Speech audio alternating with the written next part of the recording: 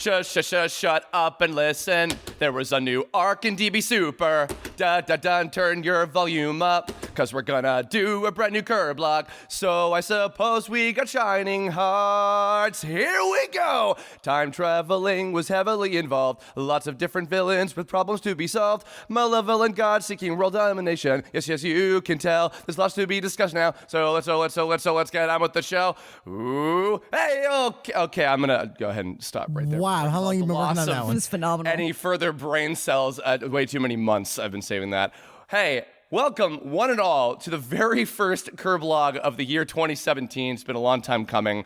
We've been waiting for just the right time to finally record this heavily awaited topic. But today is the day, at last. We're going to be talking about the newest major arc in Dragon Ball Super that just finished up in Japan, which is officially being called the Future Trunks arc, but what I'm, for the purposes of this video, like a scrub, calling the Goku Black Saga. For those of you who, for whatever discernible reason, might be new to this, if you might have come from a different source from one of the three other guests joining me this time, let's begin anew, as it is a new year. My name is Chris Niosi. You might possibly also know me better as Kirbifer. I'm an animator, creator, writer, voice actor, general doer of way too many things, and I have been a Dragon Ball fan for well over half my lifetime. And I've been doing these recap Dragon Ball Super Kirblogs now for, I think, over a year since the show started, with several of the folks involved.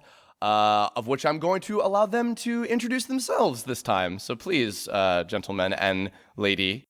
Kirb, I don't know how you do that opening and then you just expect us to have this conversation. Expect me to have any respect for you whatsoever. Okay, go. No, hi there, I'm Scott Frerichs, or Kaiserneko. I actually work with Team 4-Star on Dragon Ball Z Abridged. We have a bunch of other stuff too, but for the sake of this conversation, we're just going to keep it to DBZA. Oh, my next. I'm paying attention. Maybe. You is. Go. I am Mike. I go by VegettoEX, but I prefer just Mike because my name is Mike. I am one of the four guys that runs the website Kanzenshu, KANZENSHUU.com. We are that Dragon Ball fan site. As of the time that this episode is coming out, technically, if you go all the way back to the very beginning, I am in year 19 of running my website. Wow. My God. Crazy. Yes. I've said this on your show before, but I still vividly remember in like middle school going to when it was like hosted on the Rutgers server.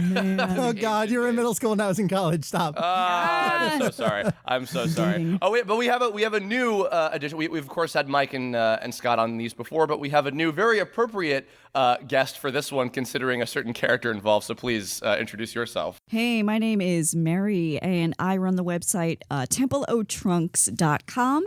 I started that site in 1998 and ran it consistently through about the early 2000s, at which point I took a break. And this arc is what pulled me back into digital fandom. I've always been around, casually on the side. I was kind of a guest podcaster on Mike's show over the years by virtue of being married to him and living there and having access to the basement where all the cool equipment lives. But it was a few months ago when I decided, okay, this is big. Super's a thing. Trunks is back. I need to be in this. Kind of took it on the lazy side of things and brought back my website activity in the form of just social media. And it's been great being back online. And we are happy to have your hilarious Trunks-related jokes in our lives once again. And it may or may not involving action figures of some kind, but Bubba Trunks is watching us. I know, he's over my shoulder. I wish we had a photo of this right now. I can make He's that over happen. my shoulder, and you know what? I'm going to give him some of this beer. Bubba Trunks wants beer. Well, first of all, guys, thank you very much for taking the time to do this. We're recording this currently in the middle of December still, in the middle of Pokecember for me and DBSember for Scott, and just general a billion things. It's always Dragon Ball time for me. Yeah, pretty much. But of course, we wanted to save this for January after the holiday craziness was all over. But actually, one real quick, very important thing that I do want to mention before we get into the actual discussion. A massive change, several massive changes have happened since we did the Universe 6 tournament arc discussion, which was quite a while ago now. Because this arc was, I believe, 20 episodes in total, the Future Trunks, Goku Black stuff.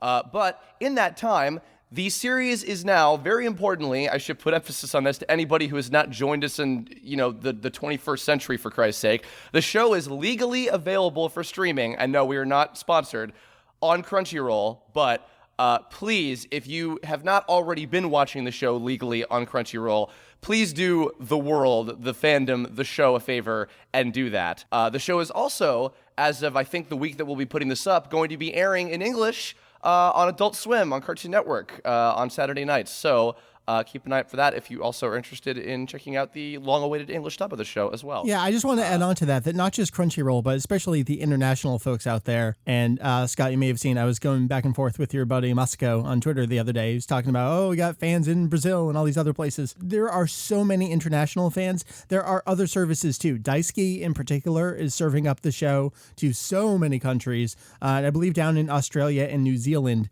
there's a service called Anime Lab, not to be confused with Wow. Oh, man. Unfortunately, that's a branding nightmare. Probably too young to know what they're kind of invoking there. But it's available there as well. So kind of no matter where you live, I don't want to little asterisk there, but you can probably watch it legally. Yes, because we live in the year 26. Oh no, sorry, live in the year 2017. Oh my God, it's now. the future. Oh my God, we're always time traveling with these because we're always never recording them on the day that they come out, for Christ's sake. But nonetheless, yes, please do that. I'm not, I swear to God, please, I'm not sponsored. I'm saying this genuinely because I want people to support the official release, as Scott reminds you at the beginning of every episode. That said, okay, my God, where do we even begin? Mike, take the helm. Sure. Well, let's begin at the pre-beginning. The first thing I want to do is read to you a quote from original author Akira Toriyama himself. This came in May 2016, so this was ahead of the arc's debut, and this was a comment in conjunction just with all the big announcements about this arc. So forgive me for playing the role of Toriyama here. I'm not worthy, but we don't have anyone better, I guess. Next up, in Dragon Ball Super, adult Trunks will be putting in his first appearance in a long time. I put together this story based on a suggestion from the editorial office. Like last time, I write an outline of the entire plot, then the scriptwriters break it up into episodes, expanding on things, changing things around, or adding in new bits as need be. Despite being so strong, Trunks barely escapes from the future with his life. The future was supposed to be at peace, so what in the world could have happened? And what about this foe, too strong even for Trunks to handle? Goku Black? Well, you can probably imagine what he's like, just based off the name. It's the start of a battle that surpasses time and space and drags in the god of destruction, Kaioshin, and even the Omni King. Many mysteries will be revealed. There's some confusing bits with time changing here and there, but just bear with me. It should definitely turn out to be a fun story. Even I haven't checked the final script yet. Let's enjoy this together. So I think that perfectly sets the stage in a variety of ways coming from Toriyama. Something I want to hone in on there. It was an idea from Toriyama, yes, with a suggestion from the editorial office. So I think that really showcases how Dragon Ball Super is, yes, you have new stuff coming from Toriyama, but Dragon Ball Super is part of the merchandising mega powerhouse that is the Dragon Ball franchise. And they were looking for something that was going to get fans excited again. And that thing clearly was future Trunks. And also, I'm sure in tandem with, what if there was another, because we've, practically had 17 different versions of an evil Goku equivalent character. I think that certainly those two things in and of itself were much like, I think, with when Battle of Gods was being shaped, the two kind of I don't want to say selling points, but the Super Saiyan God and God of Destruction, I think, were the two main things that kind of set the stage for that. Right. Similarly with this. I actually think another important thing to hone on to as well that I'm sure we'll get into, probably most of all with what you have to say, Scott. There are some confusing bits with the time travel, but please bear with me. And it's like, yeah, there sure are. Bear with me. I haven't figured it out yet. That's part of Toriyama's charm, though, isn't it? I think He's it just is. Bear with me. Bear with me. Yeah. But his head is not thinking about those details. I should also, this really should go without saying, but of course, if you guys haven't gathered, we are absolutely going to be going into spoiler territory, so, bear that in mind as well. So yeah, we went into this. We of course had the teaser image of Trunks and waifu Mai as her Right. new design. Maifu, if very you much would. reflecting. Maifu. Yeah. And Goku Black with the single Potara earring, which we were like, whoa, what is the deal with this, etc. And even from that perspective, it was really fun to see a lot of people like already trying to think, whoa, what does any of this mean? What is going to happen, etc. And I gotta say, one thing I will definitely give a lot of credit to this arc for is this is Dragon Ball hasn't had me guessing in a very long time since I was watching Z on TV at the time, like when I was still in middle school, going to your site for the first time, and seeing the show unfold in real time and really not having that good of an idea of what's gonna happen next. That in and of itself, regardless of how good the whole thing in the end turned out, I will say that was really exciting. That was, I don't want to even say nostalgic, because maybe in a way it was, but I think just it was a quality that Dragon Ball hasn't been able to have in a long time, just mainly through circumstance. Yeah, and that was actually different from the entire beginning of Dragon Ball Super. We had a Battle of Gods and Resurrection F retelling, so other than little things here and there, we knew how that was going to happen. But then even with the Universe 6-7 tournament, Toyotaro's manga adaptation got ahead. So for a while, we kind of knew what the matchups were going to be. This was the point where that fell behind again. And other than spoilers coming out from TV Guide and Animage and that kind of stuff, we had no idea what was going to happen week to week. Yeah, this arc was full of mysteries, which is not completely unlike Dragon Ball, but in this one, the entire story kind of hinged on who the hell is this guy, Right? Mm-hmm. And that was amazing. It was really cool to see an arc of Dragon Ball that was all about the heroes not knowing details and the audience being completely at the edge of their seat, wondering who is Goku Black? How does Zamasu fit in? Oh, I guess Zamasu is black. Oh, but he's not. Oh, but he is. Which, despite the fact that it got a little convoluted, it was so good to see the story try to get complex, try to have a mystery. Like this arc tries to do a lot of things, whether or not it succeeds at some and it fails at others.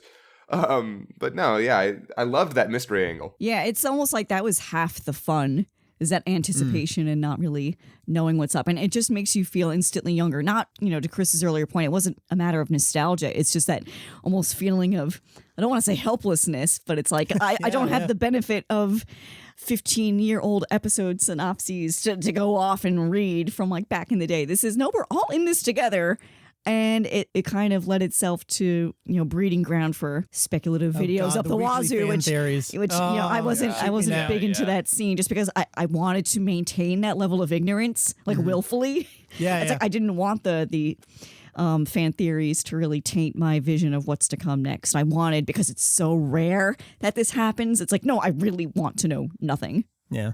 And that's tough living in this household. Yeah. I mean, for God's sake, we were talking about Masako before, and Mike, you and I have joked about this even to him when we had him on the I think it was the Resurrection F adaptation discussion. We're like, dude, I don't know how the hell you can review one episode of Dragon Ball Super at a time. You'd be racking your brain like 7,000 ways till Sunday with every episode of this arc where it's like, I don't know what's gonna happen now. That's like, tough. My That's God. tough. Let's set the stage for kind of some of the larger discussion things we're going to have here. I kind of want to avoid as much as possible focusing on the really specific minutia, because I think you can get hung up on that kind of stuff. Yeah. I want to approach as much broadly as we can. I say all that. I do want to get out of the way. Mary, we did an entire podcast discussion about this already. We have to just let's address it, move on. The blue hair. What do we want to do about this? Oh, I'm over it now. Yeah. Yeah, no, me too. I don't know if it's because I'm just old and jaded or what, but for me, it's a story that's what's important. The color of hair is just cosmetic. And you get used to it after a few episodes, I guess. For me, honestly, it's one of those things where it's much like when I talk to people about Kingdom Hearts, where it's like there's an in-universe and an out-of-universe, reason for everything that happens in these kind of things. Dragon Ball is rife with things that happen in it forever, even dating back to the old days, that don't have anything to do with Toriyama's storytelling. They have everything to do with just, shit that happens outside of the story. And honestly, in this case, I think it was as black and white as maybe one of the designers was like, hey, wouldn't it be cool if Trunks had blue hair like Bulma? Okay. And then nobody told them, no, he has to have purple hair. And also Kid Trunks is there and he has purple hair still. And whoops. And then they're just like, okay, whatever. This is just how it is now. Shrug. It's I won't lie. The thing that upsets me the most about it, and which I basically have to get over because I don't have a choice, is that it feels like it was a decision made on the production side and then never explained in the series, and it's just there. So I as much as I get like loud about it on Twitter, that's mostly for comedy. At this point, I don't care. I feel the same way. I'm really convinced now that it was just like every other Toriyama design. He just uses arbitrary colors, and for some reason, no one felt like they could step up this time. Well, that's the weird thing. They really took it literally, didn't they? Yeah. I mean, Trunks had that blue hair for Battle of Gods, but somebody was like, no, that's not how it works. All right, so let's move on from that. I feel like the big question for this entire arc is going to be going back to that point about it was an idea from the editorial office. Let's bring Trunks back. Was it worth going back to Trunks again? I feel like the real big question, what value is there in torturing Trunks again? Because it's delicious. Okay. Because he can take it. Yeah. That's why Trunks is awesome. He can take it. And he's stronger for it. Yeah, no, Trunks is one of those characters. Being Trunks is suffering. It's just a state of being for him. Being future Trunks is suffering. Being Kid Trunks is like living large. Oh yeah, I got a girlfriend. Well, then again, I mean, future Trunks has a girlfriend now, so good for him. But actually, I want to remember something. I apologize, Mike, for the life of me. I cannot remember like what guidebook or interview or whatever this was. Let's see what I can do. If I am remembering correctly, I feel like there was some interview where Toriyama was talking about when he was eventually going into doing the Boo arc in the manga and talking about, you have a whole section on your site about the, quote unquote intended endings. I know, I'm searching as you talk, so keep going. Okay, you probably know where I'm going with this then. But if I'm not mistaken, I believe there was something mentioned a while ago where Toriyama was like, if I had known that I was going to be continuing past where Cell was defeated, I would have maybe found a way to keep future Trunks around and have him like be in the main timeline and not just have him go off and be done with it or whatever. Oh, that's not ringing true. I feel like a corresponding kind of statement though was at the end of the manga where everyone's aged up. As we were going back to Battle of Gods and stuff, he was saying that he wanted to bring it before then because this is when everyone was at their peak, but also he drew everyone so old at that point. Yeah, it's true. No, well, either way, I don't know where it was that I heard that. If that's falsified, then that's on me entirely. I will fact check and I'll do a little record scratch and we'll figure it out. If it means anything, I remember it. I remember reading it. Oh, it might have been on the forum, so never mind. Well, nonetheless, when I did hear that, at least, I did think about that. I did think about always the prospect of even if that was complete bullshit, the idea of, okay, what if future Trunks did stick around for the Boo arc? If anything, for the sole reason of, and they did tackle this in Super, which I was very happy about, the prospect of Kid Trunks and future Trunks, two completely different characters, really, when it comes down to it. And interacting, and their interactions actually in the show, for as minor as they were actually really cool to me. That was something that I thought was a really, really fun idea to have in there, because especially they would have had to with the whole Back to the Future jumping between different timelines a billion times kind of thing. But in general, having future Trunks be around for anything past the way that we knew the characters in the androids and Cell, greater massive arc, was always something that was really intriguing to me. And I think that I would say a fair amount of people, and actually, especially with Xenoverse. That's where I want to go, yeah. Where Future Trunks was becoming a greater fixture again. I think that a lot of people were interested. And in fact, if anything, Dragon Ball Online and Xenoverse might have even been kind of like putting the feelers out there to see what the interest level might have been. That's the thing. Like, I don't want to get into Zakanon, but I feel like we already had this expanded universe for Trunks to live in, and then to tell an alternate version of that. I don't want to say it doesn't sit well with me, but I feel like I just have too many conflicting stories kind of going on in my head right now. Well, that's kind of the nature of, him being a time traveler. Right. I mean, that's why I cut it some slack. It's like, yeah, he can be a time patrol. You can do whatever you want to be. You can be whatever you want when you grow up. That's right. I think I said this in one of my previous recordings, either with you or on another podcast, but for me, Trunks was always so vastly underutilized. Yeah, it's like there's so much you can do with this character, not even just the gimmick of time travel, but just like personality-wise. There's no one else like him in the show. So I was just thrilled at the realm of possibility, and then him meeting himself in the present is just like, oh my god, they went there. They went there. I just feel like we went from underutilized to overutilized so quickly. Oh, for me, I can't even possibly feel that way. Too much is never enough. I have opinions on that. Okay. Let's hear them. I'm a huge Trunks fan. It has absolutely nothing to do with me playing him in the show either. I actually tried to not play Trunks in our show. That ended up being a group conversation, and I love Trunks because as a character, yeah, he is rife with possibilities. He's also one of the most complicated characters in Dragon Ball. Just by, his inception, the future in which he lives in, the fact that there's two of them, there's just so much going on with that character. I love Trunks. They really, there are a lot of ways I want to phrase this, but they're really crude. They kind of really gave him just non-stop fan service. And to the point where he learns the Mafuba in 5 minutes. He knows every one of Vegeta's attacks, which is already wait, how did you learn those in the time chamber? Okay, whatever, that's fine, it's cool. But in the him getting the win, I'm totally 100% okay with. That was amazing. That entire scene is amazing. You feel like it was all the steps leading up to that was too fan servicey? He gets a transformation that gets no explanation. Oh, well, hold on to that, as I want to address that. I think you and I are going to come to blows when we might. Well, and actually, it's funny too because you mentioned about the techniques. By the final episode, I was like, man, you were just a fucking melting pot of the greatest hits of every super attack in DBZ and he never history. He never uses his most iconic one. All your friends are back. The sword, the garlic hoe, the Masenko. The sword again. That other thing you do. I'll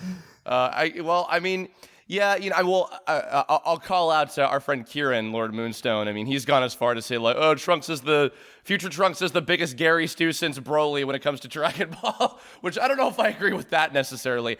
I do think that that there was a sense of because Super has been the Goku and Vegeta show for a very, very, very long time, which I understand why they've kind of gone that route, and I think that's worked pretty okay by and large. I think that with making, I'll say this, I think that with making such a big deal out of having Trunks be back for this arc, giving him a lot of proper attention, I think is good because it makes it feel like, okay, it was worth it and not just, I'm here, but Goku and Vegeta are going to fix everything because they always do, yeah, that's true. That's true. You got to give him that spotlight because otherwise what's the point? I guess ultimately my point is I love this character, but yeah, I would have preferred just maybe one or two scenes less with him just being inexplicably awesome. I get it.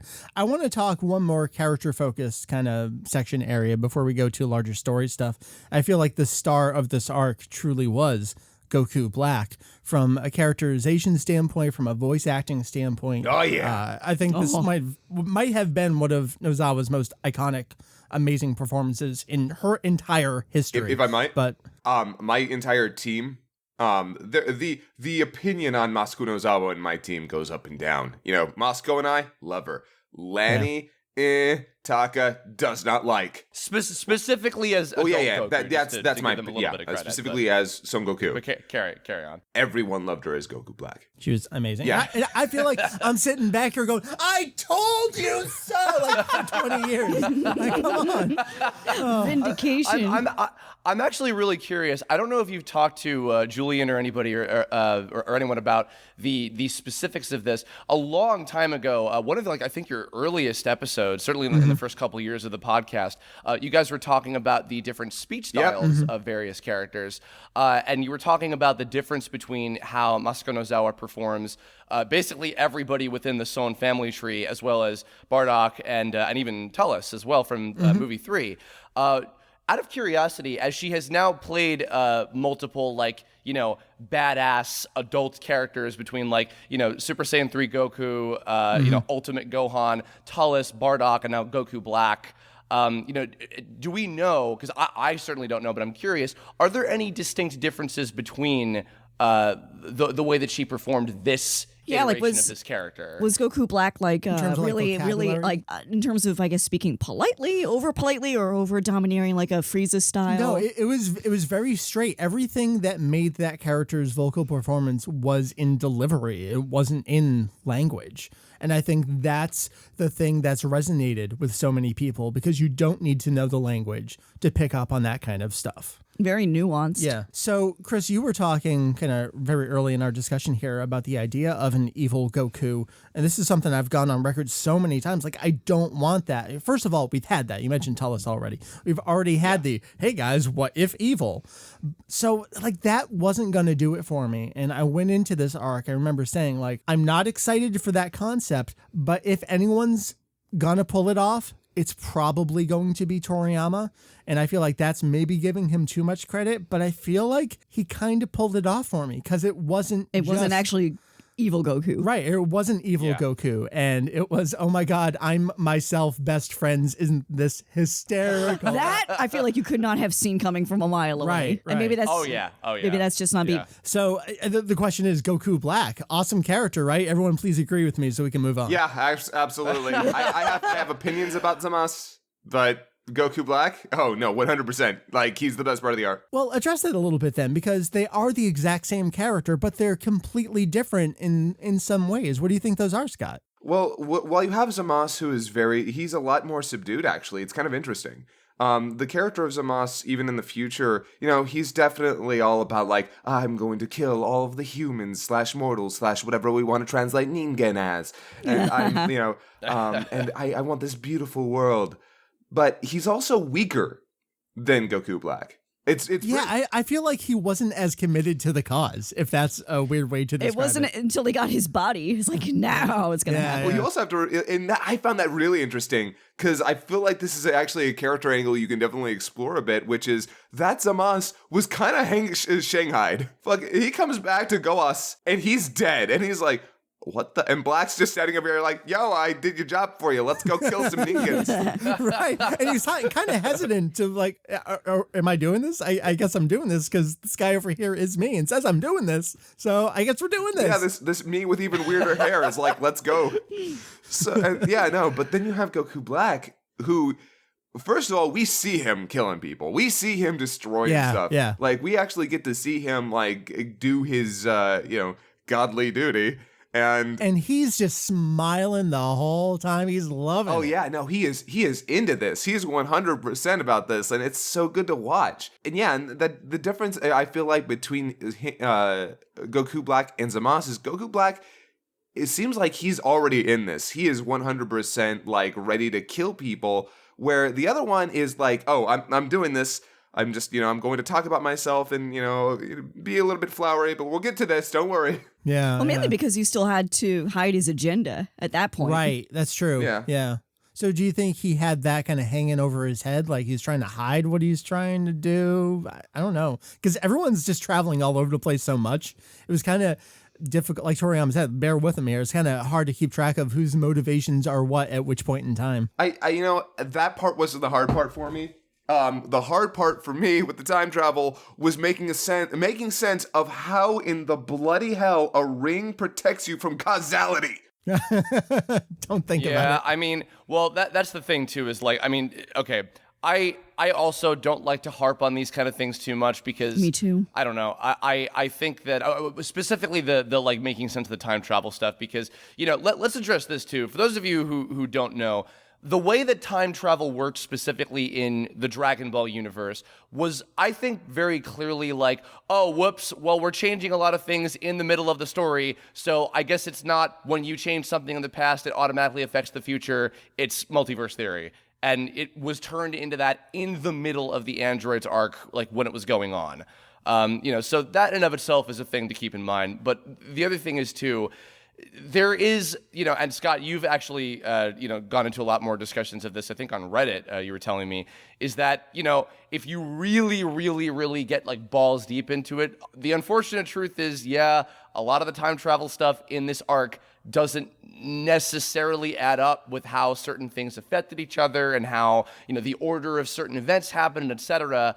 So I think that pours into something I'll probably get into a little bit later, but, while we're also bringing other members of Team 4-Star into this too, Takahata 101 has often talked about, I remember when the Universe 6 arc was first announced, he was like, I want evil Goku from alternate universe. I want a warlord Kakarot. You have no asshole. idea. You have no, I think we may have talked about this on one of these once. Literally, he told me, what, and this is the most infuriating thing. Before Super started, he said, one, there's going to be multiple universes. I'm like, I mean, they definitely dropped that in the movie, so we'll probably see that.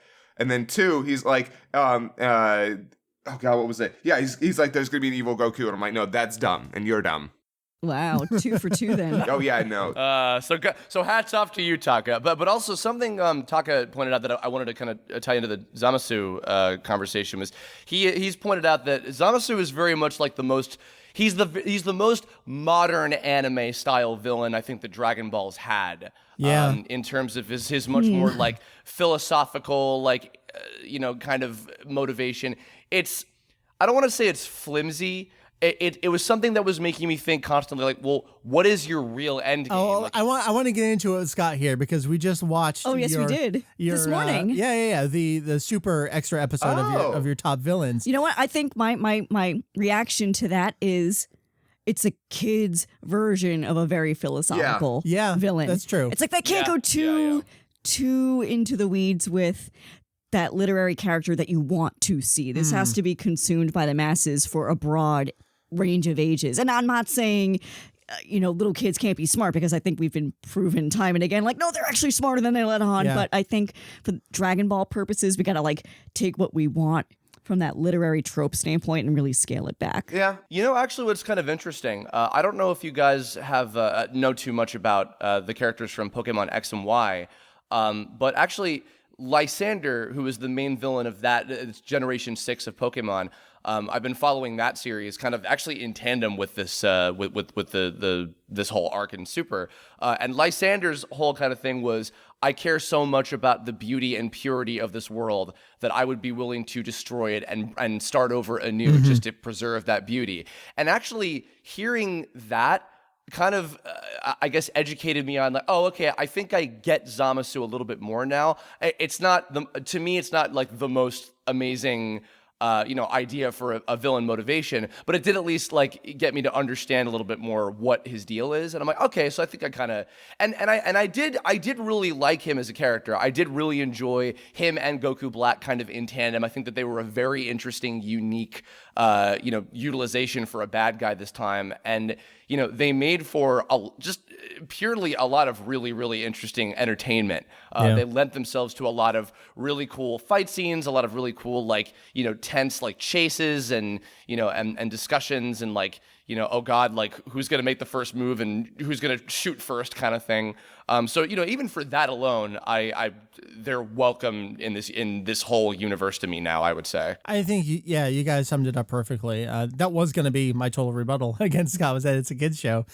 So Meri. Oh, sorry, I stole your thunder. You nailed it. That was perfect. Hey, we must be married or something if we thought the same way. Yeah. I think the thing we have to remember is that we're all adults and we're the ones that are online talking about it, but the audience for this show, even though it is an international property, is primarily young Japanese boys. What they're trying to do is indoctrinate that audience into Dragon Ball fandom, and they've initially come in now through Dragon Ball Heroes, and now they're being pushed over to Super and back around again. So that is the audience they're going after. And while we're adults and we continue to grow with the series, and I think it would be cool to have that really deep, complex villain with incredibly nuanced motivations. You think this is as deep as it gets? Yeah, I don't think we're going to get much more than this, because at the end of the day, first of all, Toriyama can't write that.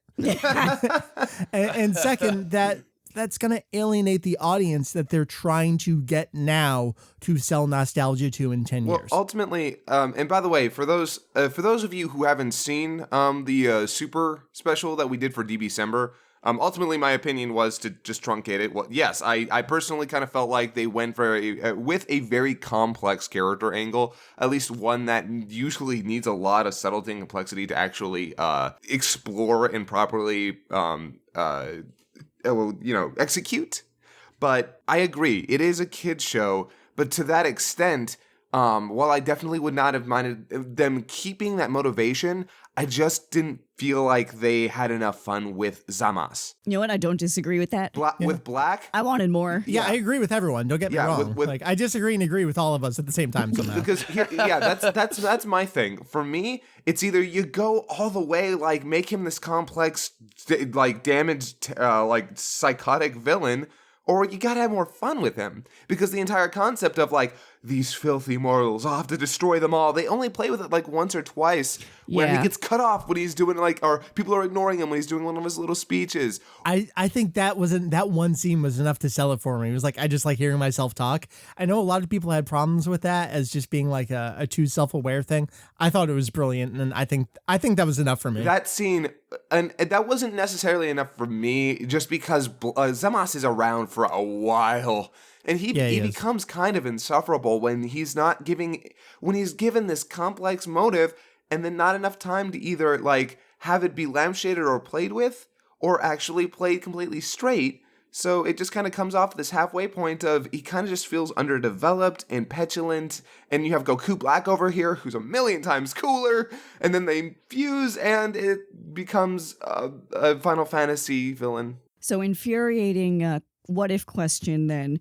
Would this arc have benefited from being 1 or 2 episodes longer to explore him, or made better use of the time that it had? Oh. I think so. And Scott, I got so angry listening to one of your most recent Team 4 Star podcast episodes because you stole the thing that I was going to come in on a horse and be like, I have the best point to make. Oh no, what's that? Scott stole it. And that was we went back to the future one too many times.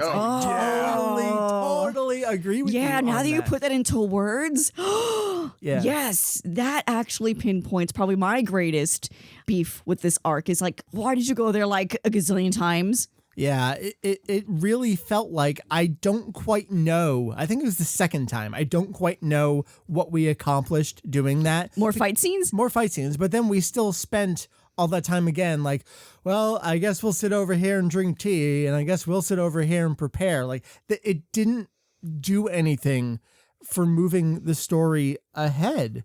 And I think that nails it there. I think if we just cut out that part and just kind of took the surrounding parts and made them work together a little bit better, if we cut this down from the 2021 episodes to whatever that would have been there, I think that was the right length. Wait, so you're saying make it shorter? I think make it shorter. I didn't necessarily want more with the characters because if we're not... Oh, I did.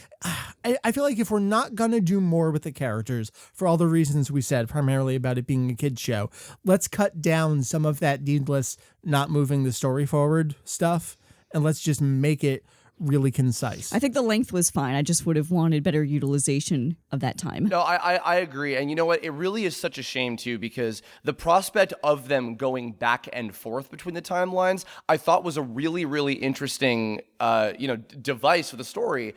I remember actually another shout out, my friend Mike Lucas. He's been following the Toyotaro manga version of Dragon Ball Super, and he just started finally watching Super because of it being on Crunchyroll.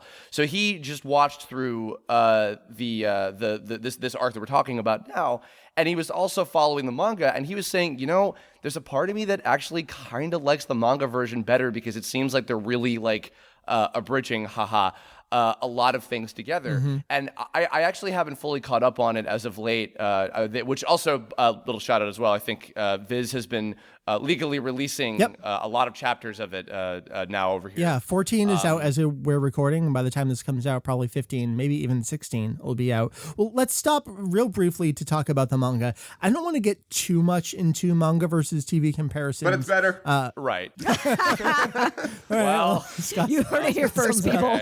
especially because as we're recording, chapter 19 is just coming out and it's not done yet. But I feel like one of the biggest differences, it was such a strange difference too, was in the TV series. Trunks is like, oh yeah, I received instruction from Kaioshin on how to defeat Babidi Dabra and Boo, versus the manga where we see that entire story play out.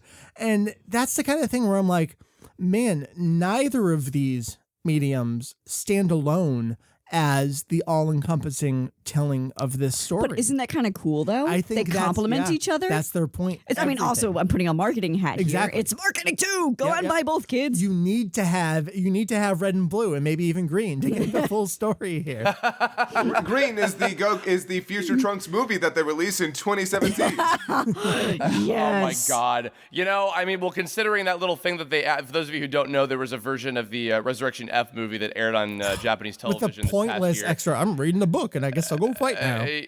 Yeah, well, it was interesting because it basically adds a little scene in the beginning of the blue-haired super version of Trunks in a, you know, what looks like a destroyed house reading a book about the legend of Goku and how he defeated Frieza and etc. And it's a bunch of reanimated scenes from their greatest fights and everything. And then he goes off somewhere and I'm like, are you saying you're gonna do a movie based on this arc at some point or something? Like, what is going on with this? I don't know. By the way, oh my God, those scenes are so beautifully animated. My God. Yes. Oh yeah. Of course, but yeah, of course. You know what? I don't think they're ever actually going to do the movie. I mean, they might. I mean, God, who knows what Toei Animation's thinking? It's very possible that we'll get a Goku Black movie. I'll watch it. I'll probably love it, especially if they rewrite the ending. But we'll get into that I'm sure we'll get to that. I want to talk about, I feel like you guys we're like dropping these hints along the way, and I want to come back to all these little hints that we do drop. Some of you sound like you are a little put off by the lack of explanation for certain things.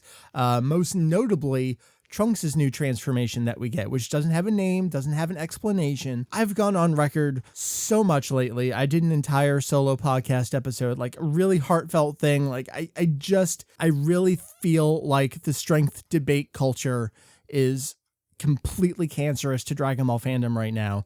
And this is the kind of thing that fed into that so much, where you have people like, I need an explanation, I need a name, and I need production history to justify this thing's existence. And I'm like, nope, I'm good. Here's my thing with that. I completely agree with you.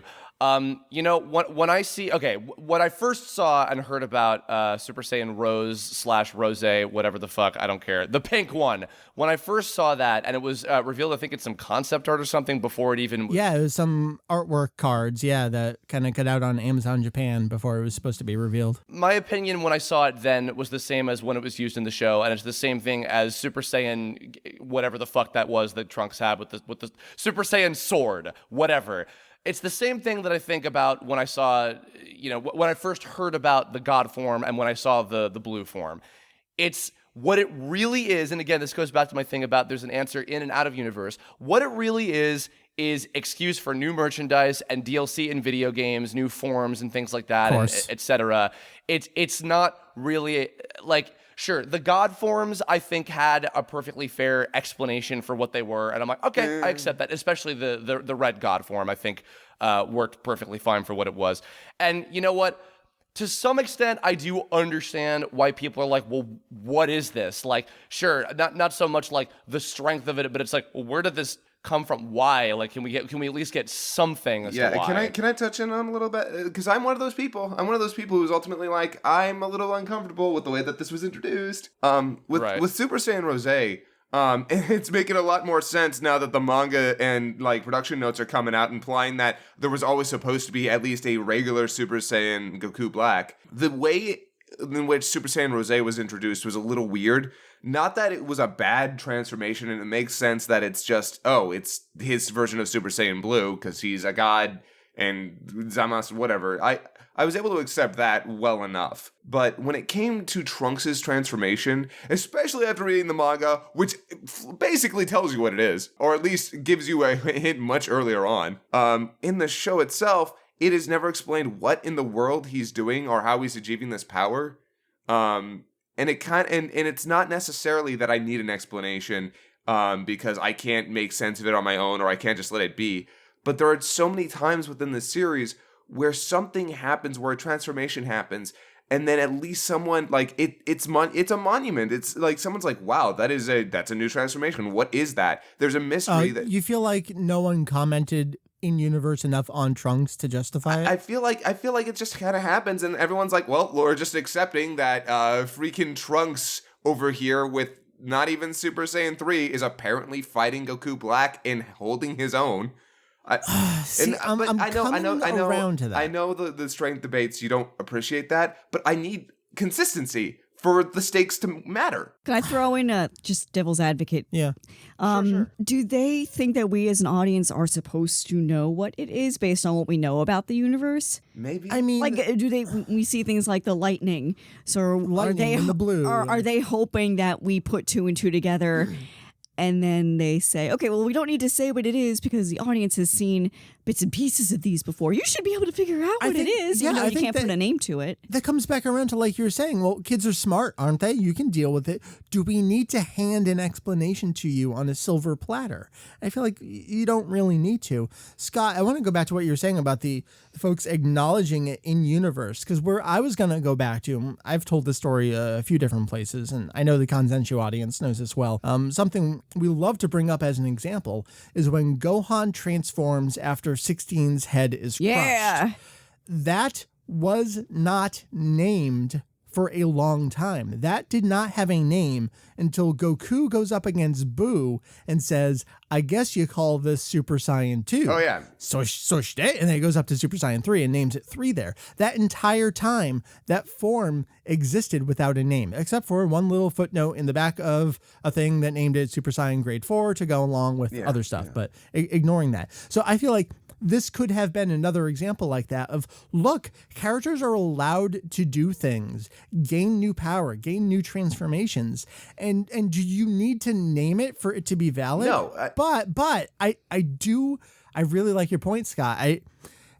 If anyone could have just been like, oh shit, see that over there? But they didn't really do that, did they? I know, I kind of wanted them to be more impressed. Exactly. And it's not, I didn't need a name. I didn't need this to be like, Super Saiyan Semigod. I didn't need any of that. All I needed was somebody to be like, okay, that's something we've never seen. That's a big deal. I mean, can we all acknowledge the fact that that was a big deal? Because... Well, especially because Trunks never... I shouldn't say never. He rarely has such raw, badass moments like that. I mean, I as a fan would have personally loved to see someone like Vegeta just break down either in jealousy or pride or just some kind of acknowledgement. Just be like, holy crap, boy! He silently was the entire arc at times. Yeah, Oh, yeah, that's true. By the way, I love Vegeta and Trunks' relationship in this arc. Yes. It is good stuff. Yeah. But here my counter argument to Super Saiyan 2 or grade 4 or whatever, Or 5, sorry, 5, whatever it was. oh my god, the grades. My counter argument to that is the entire arc was talking about that. I know, and that's where I was going to go back to. Like, I say this, but at the same time, I acknowledge, just like the first Super Saiyan transformation, the entire time they had been leading up to something. And again, in the Cell arc, the entire time, Goku's been telling us, look, he's going to do something. Anytime now, he's got, he's got, shit. Yeah, that's the big discernible difference is so the original first Super Saiyan form and then what was later known as 2. And also I think even the God form, those three Super Saiyan 3 wasn't so much presented in the same way, but the 1, 2 and God were presented as major plot points that were led up to for a long time. Right. Blue, rose, pink, and then fucking Super Saiyan Chartreuse. Let's go with that, because that's about what that. If you get that, congratulations.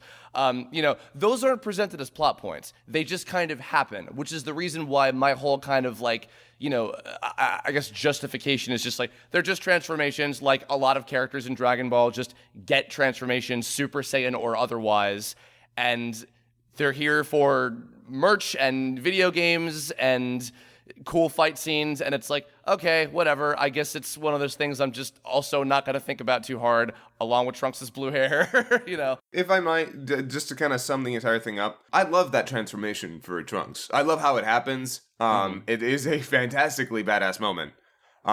So I don't necessarily have a problem with that. I just have a problem with the way that the story handles some of these things from time to time, because I feel like they make them an afterthought.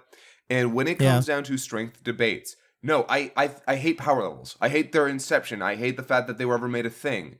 But this isn't necessarily about power levels for me. It's not about like, well, whose number is higher so I know who's stronger. That's not it. I just want to know how these things affect these characters. See, I still disagree with it. And I don't, Scott, you and I are friends. So like, I want everyone to know that I feel comfortable talking directly with Scott this way. I feel like one of the earliest Kirblogs, I was like, man, Mike's really mean to Scott. Like, no, it's okay. We're all cool here. But and not just necessarily from you. And I'm not saying you're doing this. Let me preface all that. But I don't appreciate every criticism of strength being tracked back to battle powers. I'm not going back to the numbers every time. But I think that's what Scott's saying. I feel like we're all kind of talking in different circles around it. For me, I'm still not concerned with the consistency of these powers and being able to stack someone up against someone. Because I feel like, especially in Trunks' case, I got so much of an emotional satisfaction. You just used the E word. I was going to say it's the emotional impact that he was moved enough to become something bigger than himself. That justifies it for me, and I no longer care at that point of, wait a second, technically he's only had Super Saiyan 2, and does that match up against... Like, at that point, that's no longer an issue for me. Yeah, and I can see that, and that's completely fair. I would state that there's an incongruity with the way that the story has presented these things, though, with this. But maybe that's better, maybe that's worse. Maybe it's trying to be better, and people like me just can't get over that. I mean, I completely accept that maybe my hang-up is arbitrary. It's not necessary. Let's just shake hands and agree that we have hang-ups. That's cool. Yeah, no, and wait, hold on. I want to be more like a proper modern Dragon Ball Z fan. God, what a fag cuck. Oh my god.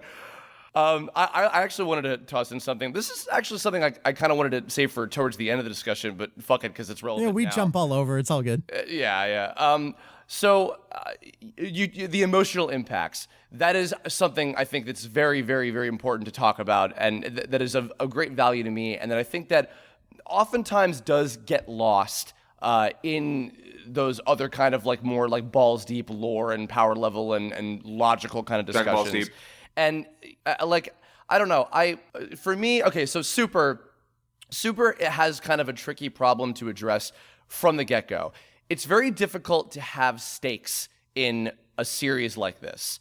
It's very difficult to... Are you saying because we know this is in between, and I mean, regardless of what they may do, if they overwrite the ending of Z, and we don't know how they're going to do that. But as far as we know, like, everyone's alive and has families, like, everything's not really in danger? Yeah.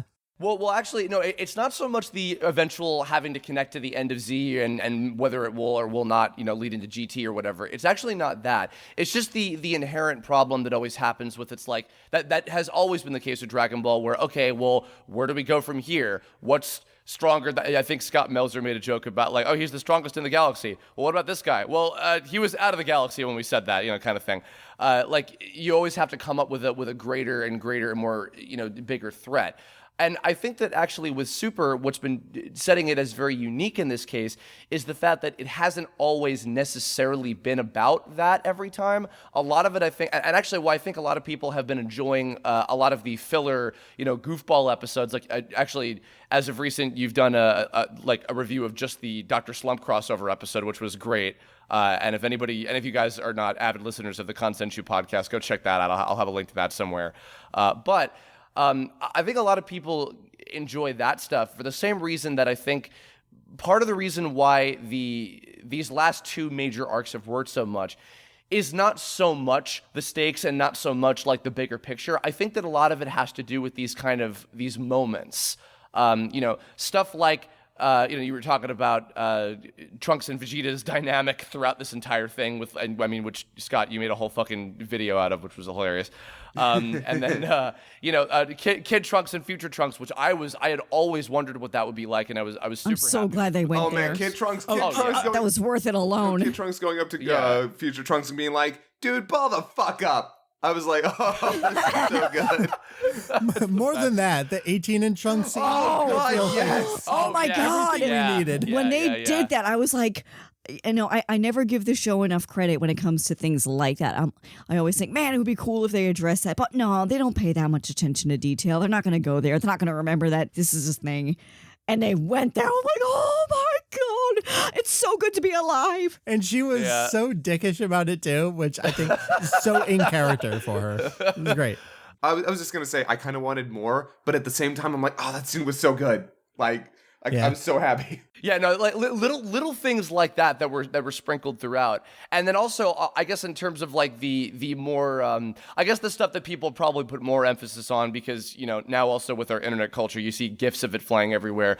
There were a lot of incredible fight scenes in this arc. So good. Just, I think help me. There were I felt like there were at least like 4 or 5.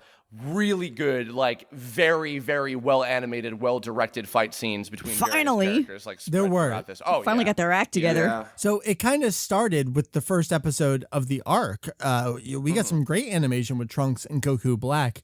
One of I feel like the standout, it was good for a while, but it was episode 57, the cut by Naoto Shishida. That was when everyone stood up and said, holy shit. I had to stop. Like, we don't do individual episode reviews on our podcast. I had to stop and be like, we got to talk about this scene for 20 minutes because the amount of animation condensed down into that amazing cut. That was when we had kind of like the 2-on-2 things going on, and we had the slices and the turns and the following the same cut. That warranted a rewatch for me. Did. And I admittedly, this is so bad. I haven't gone back and really watched all that much, but that one, I was like, I'm going to watch that one again. Yeah.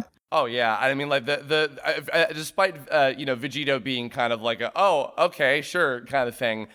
His fight, like I forgave kind of the silliness of that just because the same thing. Animation on that one was spectacular. The animation of Chartreuse Trunks versus fucking Hulk out slime Zamasu Goku fusion, whatever the fuck that was also amazing. And you know what makes me really happy about that, I made the point about Pokemon X and Y.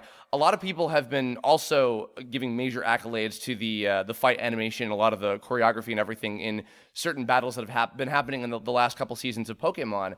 And I think similarly, there's so many shows that have been happening in Japan as of late. There's been like this kind of small revolution happening in the last couple of years where you have these teams of people who are aspiring to just create amazing visual spectacles and animation again over there. And there have been so many gorgeous looking shows that come out several every year that are so incredibly stand out. And I think that when you have franchises that are as big as, both Pokemon and Dragon Ball, I'm getting off of my Pokecember high, please.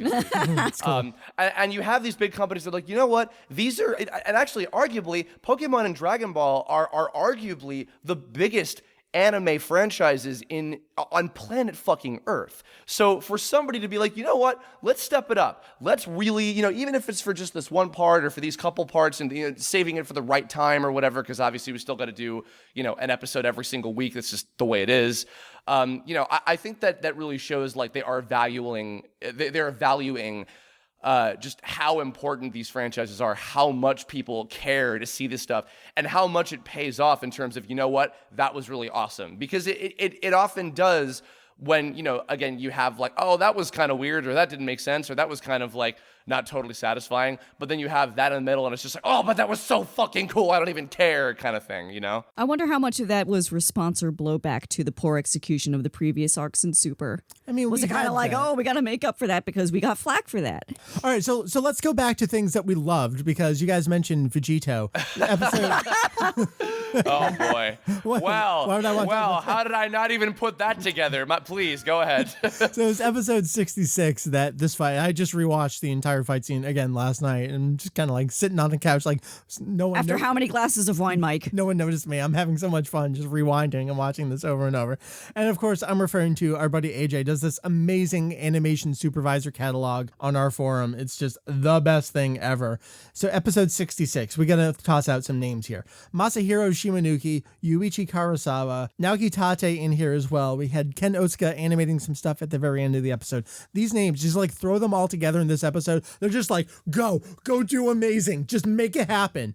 And the second half of that episode when Vegeta starts fighting and we get the amount of animation where he like slams the head down into the ground. It was better than movie quality. There were so many frames of animation in that scene. Yeah, like it looked like fake flash tweening, but animated well so you knew it was real. It was the weirdest thing that I loved. Yeah, you can tell though in those scenes, and this is not like this did not ruin it for me. Hell, it barely even detracted. Though you can tell a lot of places where they're like, okay, we're definitely not doing shadows on the ground here. We're gonna have to do some cuts here. Yeah, there's yeah. a lot of stuff where you can tell where they had to cut the corners because the production schedule on this, they must have been working on that episode for at least a month longer than they had any of the episodes that were going on, like the other episodes that were being worked on at that time. I mean, I would love to be a fly on the wall during like the production meetings of that, just to see them. How do we prioritize this? What do we care the most about? Yeah. What are we pulling away from, and what are we going to be focusing our efforts on? And and Scott, again, I'm tossing over to other folks that have said really smart things. Lawrence Moscow, he did a really cool video when this happened. He was like, hey, the simulcast was announced right around this time and the animation got really good. It really felt like a smart, exact point for them to bust out the amazing animation, the climax of the story, get the simulcast going to get as many eyes on it at that precise moment as they could. And you want to give them that much credit? That's the thing. Like, I feel like Happy coincidence much? That's too smart for them. I feel like it just happened to work, and they sit back going, "Man, aren't we good?" I personally believe, and this is conspiracy theory, Scott, over here. My personal belief is, they actually did hold off on a lot of this stuff until they'd gotten into a saga where they were like, no, this is doing really well. We put a lot of time and production and money into this. I think this is where we'll start the simulcast. Because One Piece has been going for years now. They had so much time to get that simulcast going. Yeah, that was such a different situation. I mean, think of how many rights holders that went through in its journey to become just a regular simulcast show. Dragon Ball Super was, man, I also feel very vindicated in that everything that's happened about its international licensing and rollout has been precisely what Heath and I specifically have been saying for about a year and a half now on our podcast.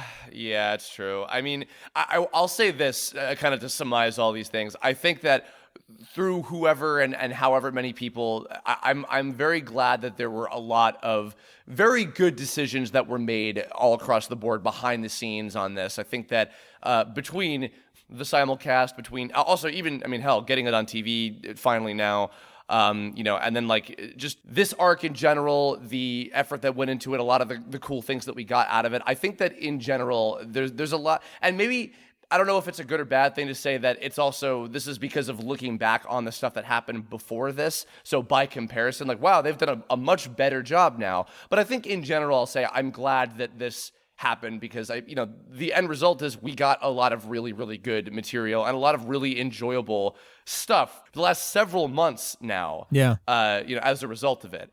To which, is why we're able to, because I don't know how much longer this is going to go for, but the fact that we have this much to say about this compared to the previous arc discussions in the first place, like that really says something in and of itself, It does. We've been going for almost over an hour at this point. Really? I feel like we have so much more. We do. Yeah.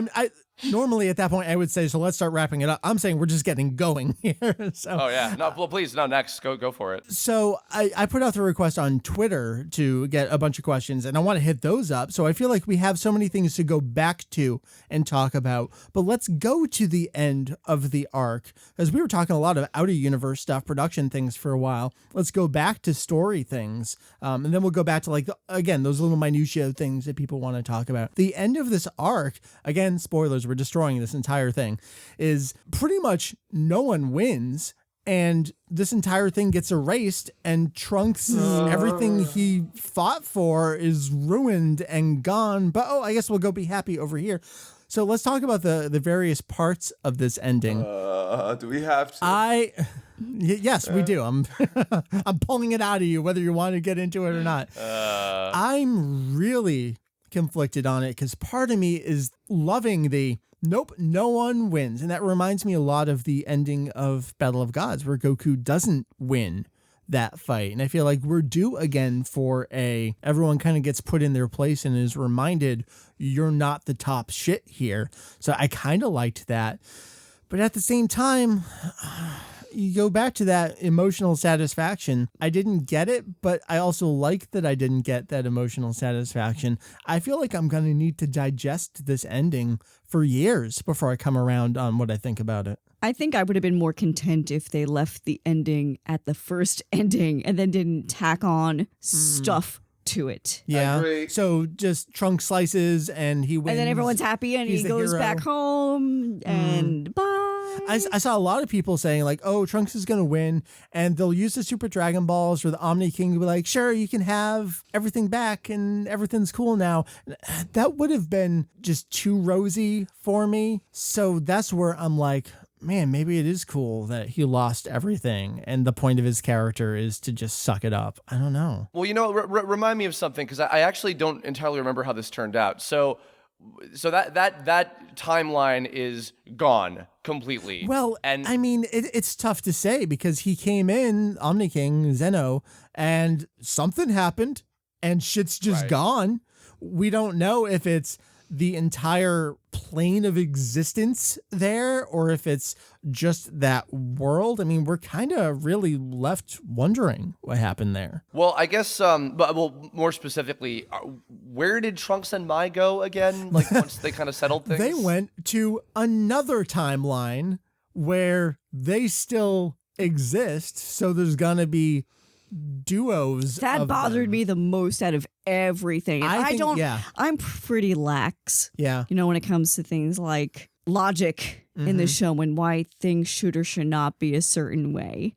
But when I think about how Trunks operates as a character, I cannot rationalize any situation in which he'd be okay with coexisting with himself. And that also goes for this arc as a whole, with him blatantly interacting with his younger self. Like that one I kind of had to play the hat of like, okay, suspend disbelief for a little bit. He's rampantly interacting with himself.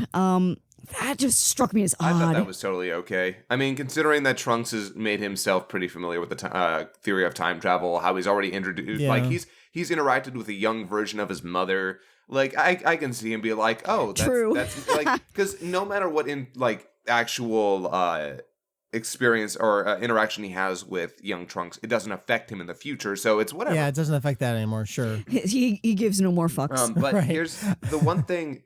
And you're not wrong. It is such a weird thing to do, to be like, oh, don't worry. There's another universe that beer has created that you can go to. What?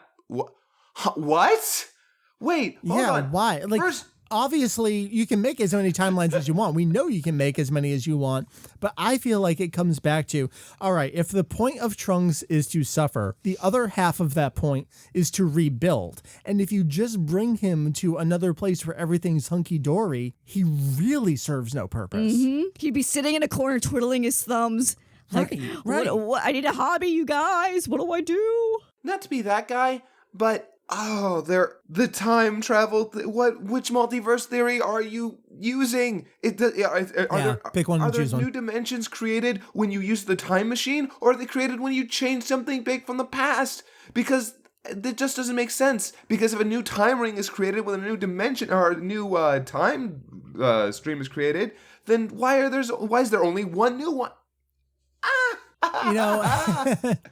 I'm also kind of going along with it, and our buddy Jay Kerms summed this up perfectly. He's a big Doctor Who fan, and Meri and I got done rewatching, or watching for the first time rather, the reboot of Doctor Who beginning to current right now. We've gone through so much time stuff that right now I'm also just kind of like, timey-wimey. Timey-wimey. Whatever. You just got to make up your own. Yeah. Yep. Shit happens and whatever. You just roll with it. Like you've done so much time manipulation at this point. It just gets absurd. I just kind of roll with it. They just now. make up the rules as they go, and that's kind of where we landed, unfortunately. Also, my personal opinion on the ending of this arc. I don't mind a depressing ending, but I also don't feel like that was just too much. Like the entire planet being like erased. Those kids, I'm sorry. Like the entire point of that finale was Trunks coming out on top with the help of everyone around him.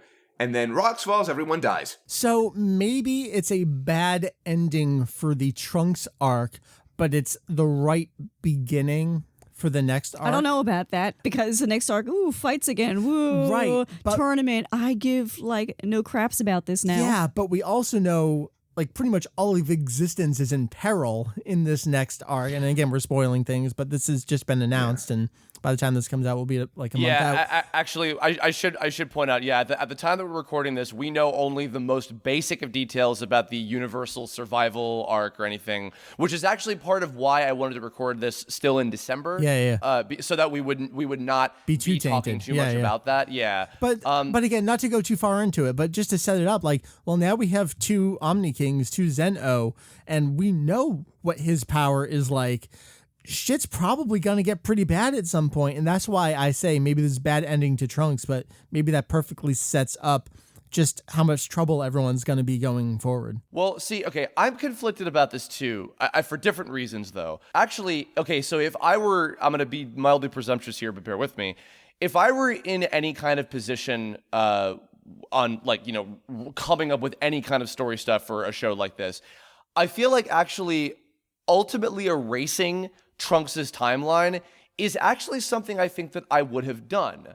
I don't entirely mind the prospect of that for the same reason you were talking about, where it's like, okay, but you know what? Everybody loses and shit happens, and the reasons that this happened, etc., are kind of like the pun. Because actually, going to an earlier thing I wanted to mention too, we were talking about Zamasu.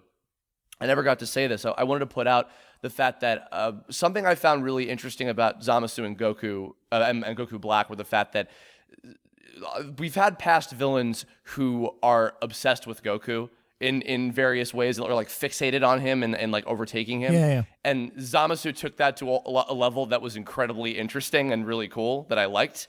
But also further, Zamasu points out, Trunks, this is your fault because of, your meddling and etc. So not just him, but Beerus and Whis are like, bitch, you done fucked up. Yeah, it's like this is illegal, across the multiverse for a reason, and this is exactly why.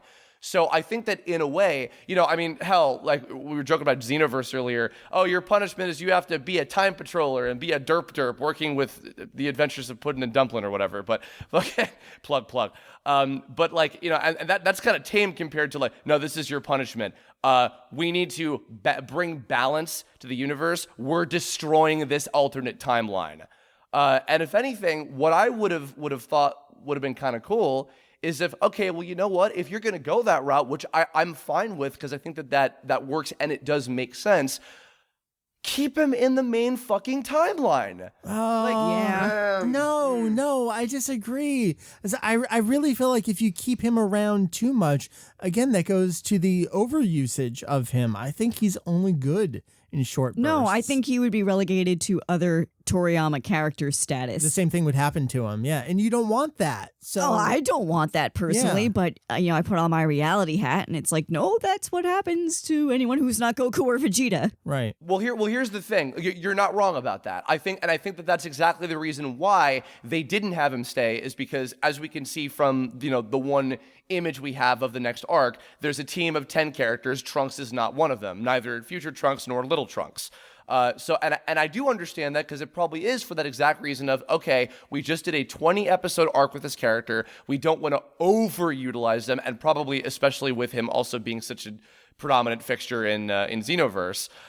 So that does make sense to me. But I do think that if they were going to be like, okay, you know what, your timeline is gone. So you the torture and what you take away from that is you have to live for the rest of your life knowing that this was partially your responsibility, and the versions of these people that you knew, including like future timeline Bulma and Yajirobe and everybody else, they will they are gone forever. Oh, I hate that so much. Yajirobe lived, and he was going to be that cockroach that would just keep living, and I'm so sad to see him go. Yeah. By the way, the fact that Yajirobe survived, and I was like, are you kidding me? Of course he did. That is so lame and amazing. I am so happy.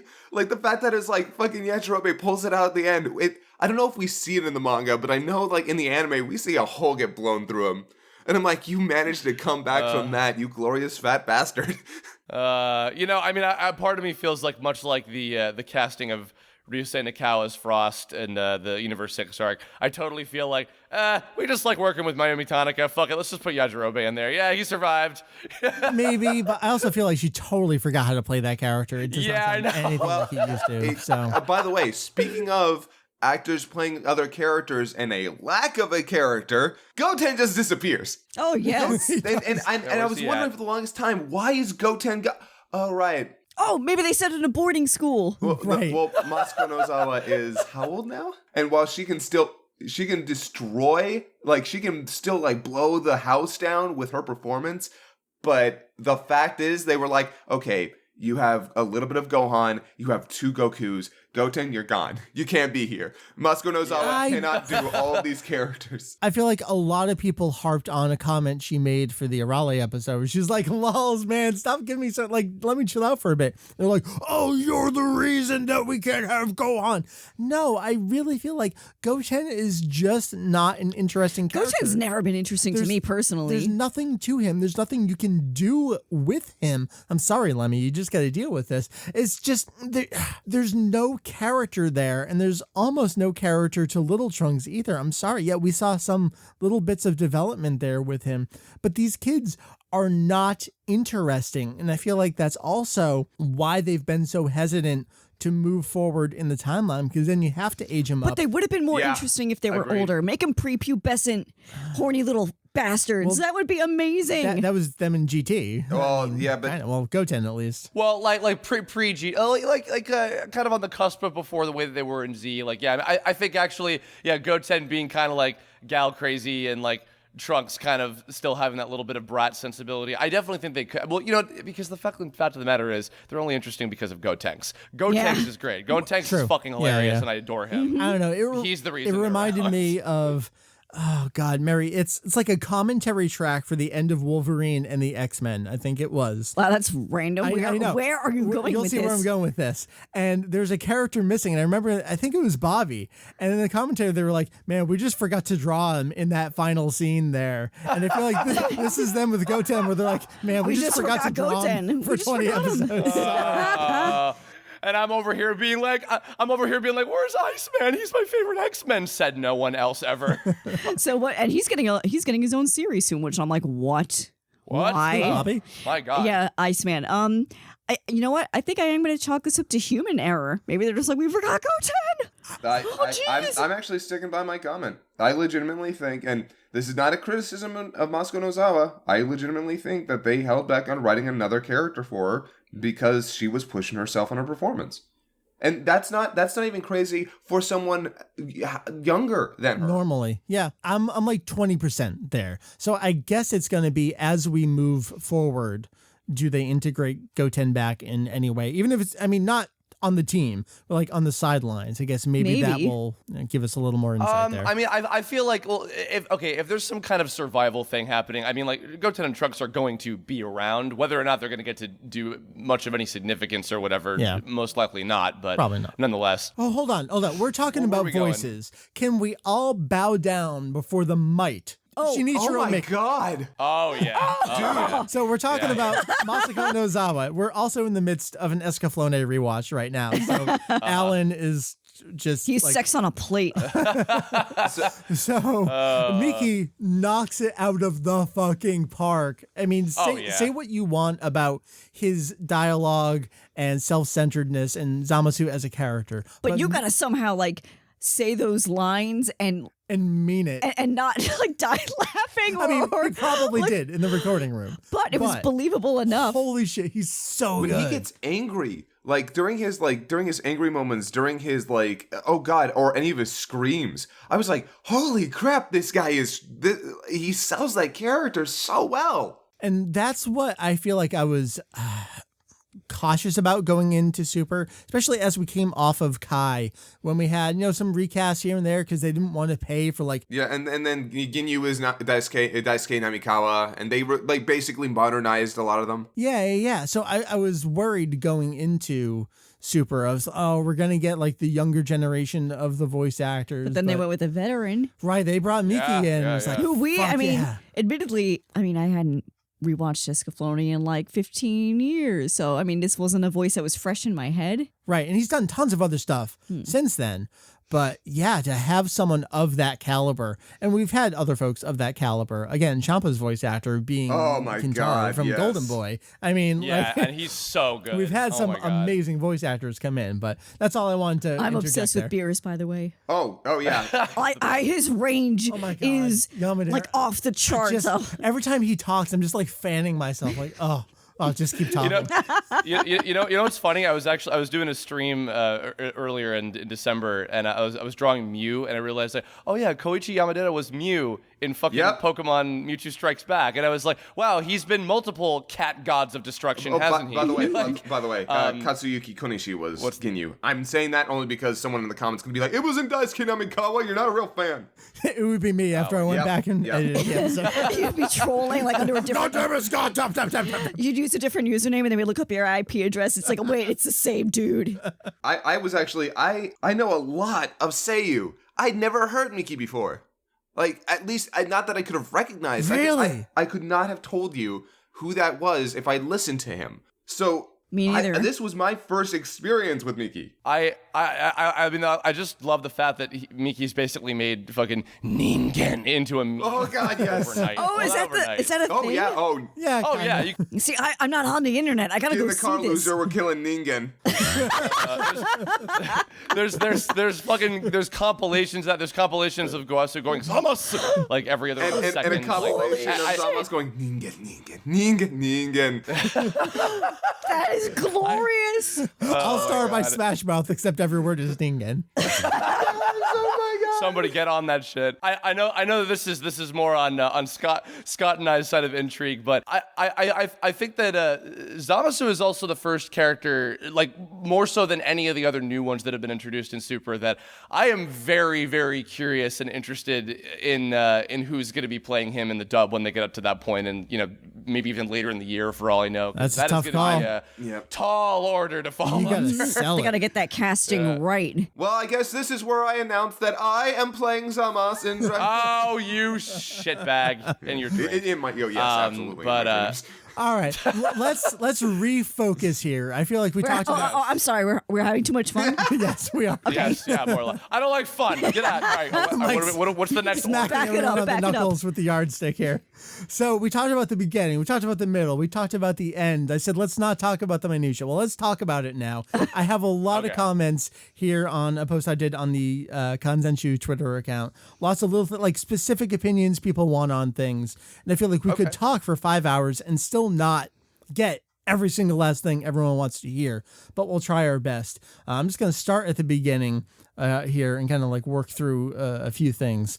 Gabby wants to know Zamasu as Dragon Ball villain, overall pacing, last 2 episodes. I feel like we talked about pacing the last 2 episodes. We talked about Zamasu as a villain, but let's put him in context as a Dragon Ball villain. I feel like we talked about it a little bit, where he's got this god complex. He's very original. A little more. He's different. He's very different from right, what and I think we all wanted that, right? Like, we didn't want Champa just being another god of destruction that was going to be a villain. 100%. I liked the concept for Zamasu's character.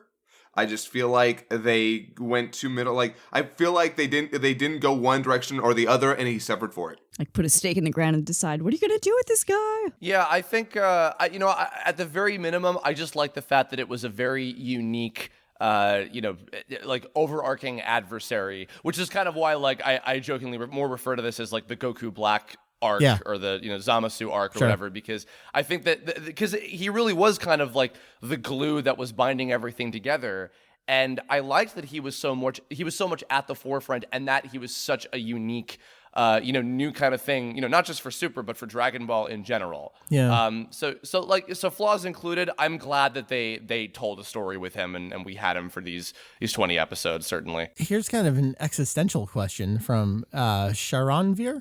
Is Dragon Ball Super better off after the Future Trunks arc or worse? I would say better. Even Yeah, with I that would agree. ending, Yeah. I would say that, oh man, is it way better now that it's actually done some daring things, had some amazing fight scenes.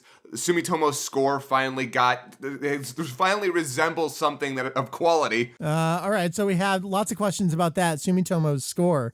Man. It's fine. It's whatever, it's nothing to write home about. But There are some pieces that I absolutely adored. Okay, but what are they? Can you hum them for me right now? Nope. See, exactly. And that's how I feel about this. Sumitomo's score in general, other than... Thank you. I mean, my favorite tracks that he's done were actually, which is funny because in some of the post filler episodes after this arc was over, like with the baseball one, which was hysterical, and the Dr. Slump one, there have been actually a lot more, I think, reuses of music that he did for the Majin Buu Kai. There have been a episodes. couple of those, yeah. And my favorite tracks of his are from that, and I don't think that they've used them in a long time. which is crazy. So. You're a weird person, and your opinions are now disregarded entirely. Chris. I feel like the only music I ever remember, and it makes sense because I have more familiarity with it just by virtue of it being older, is the Battle of Gods score.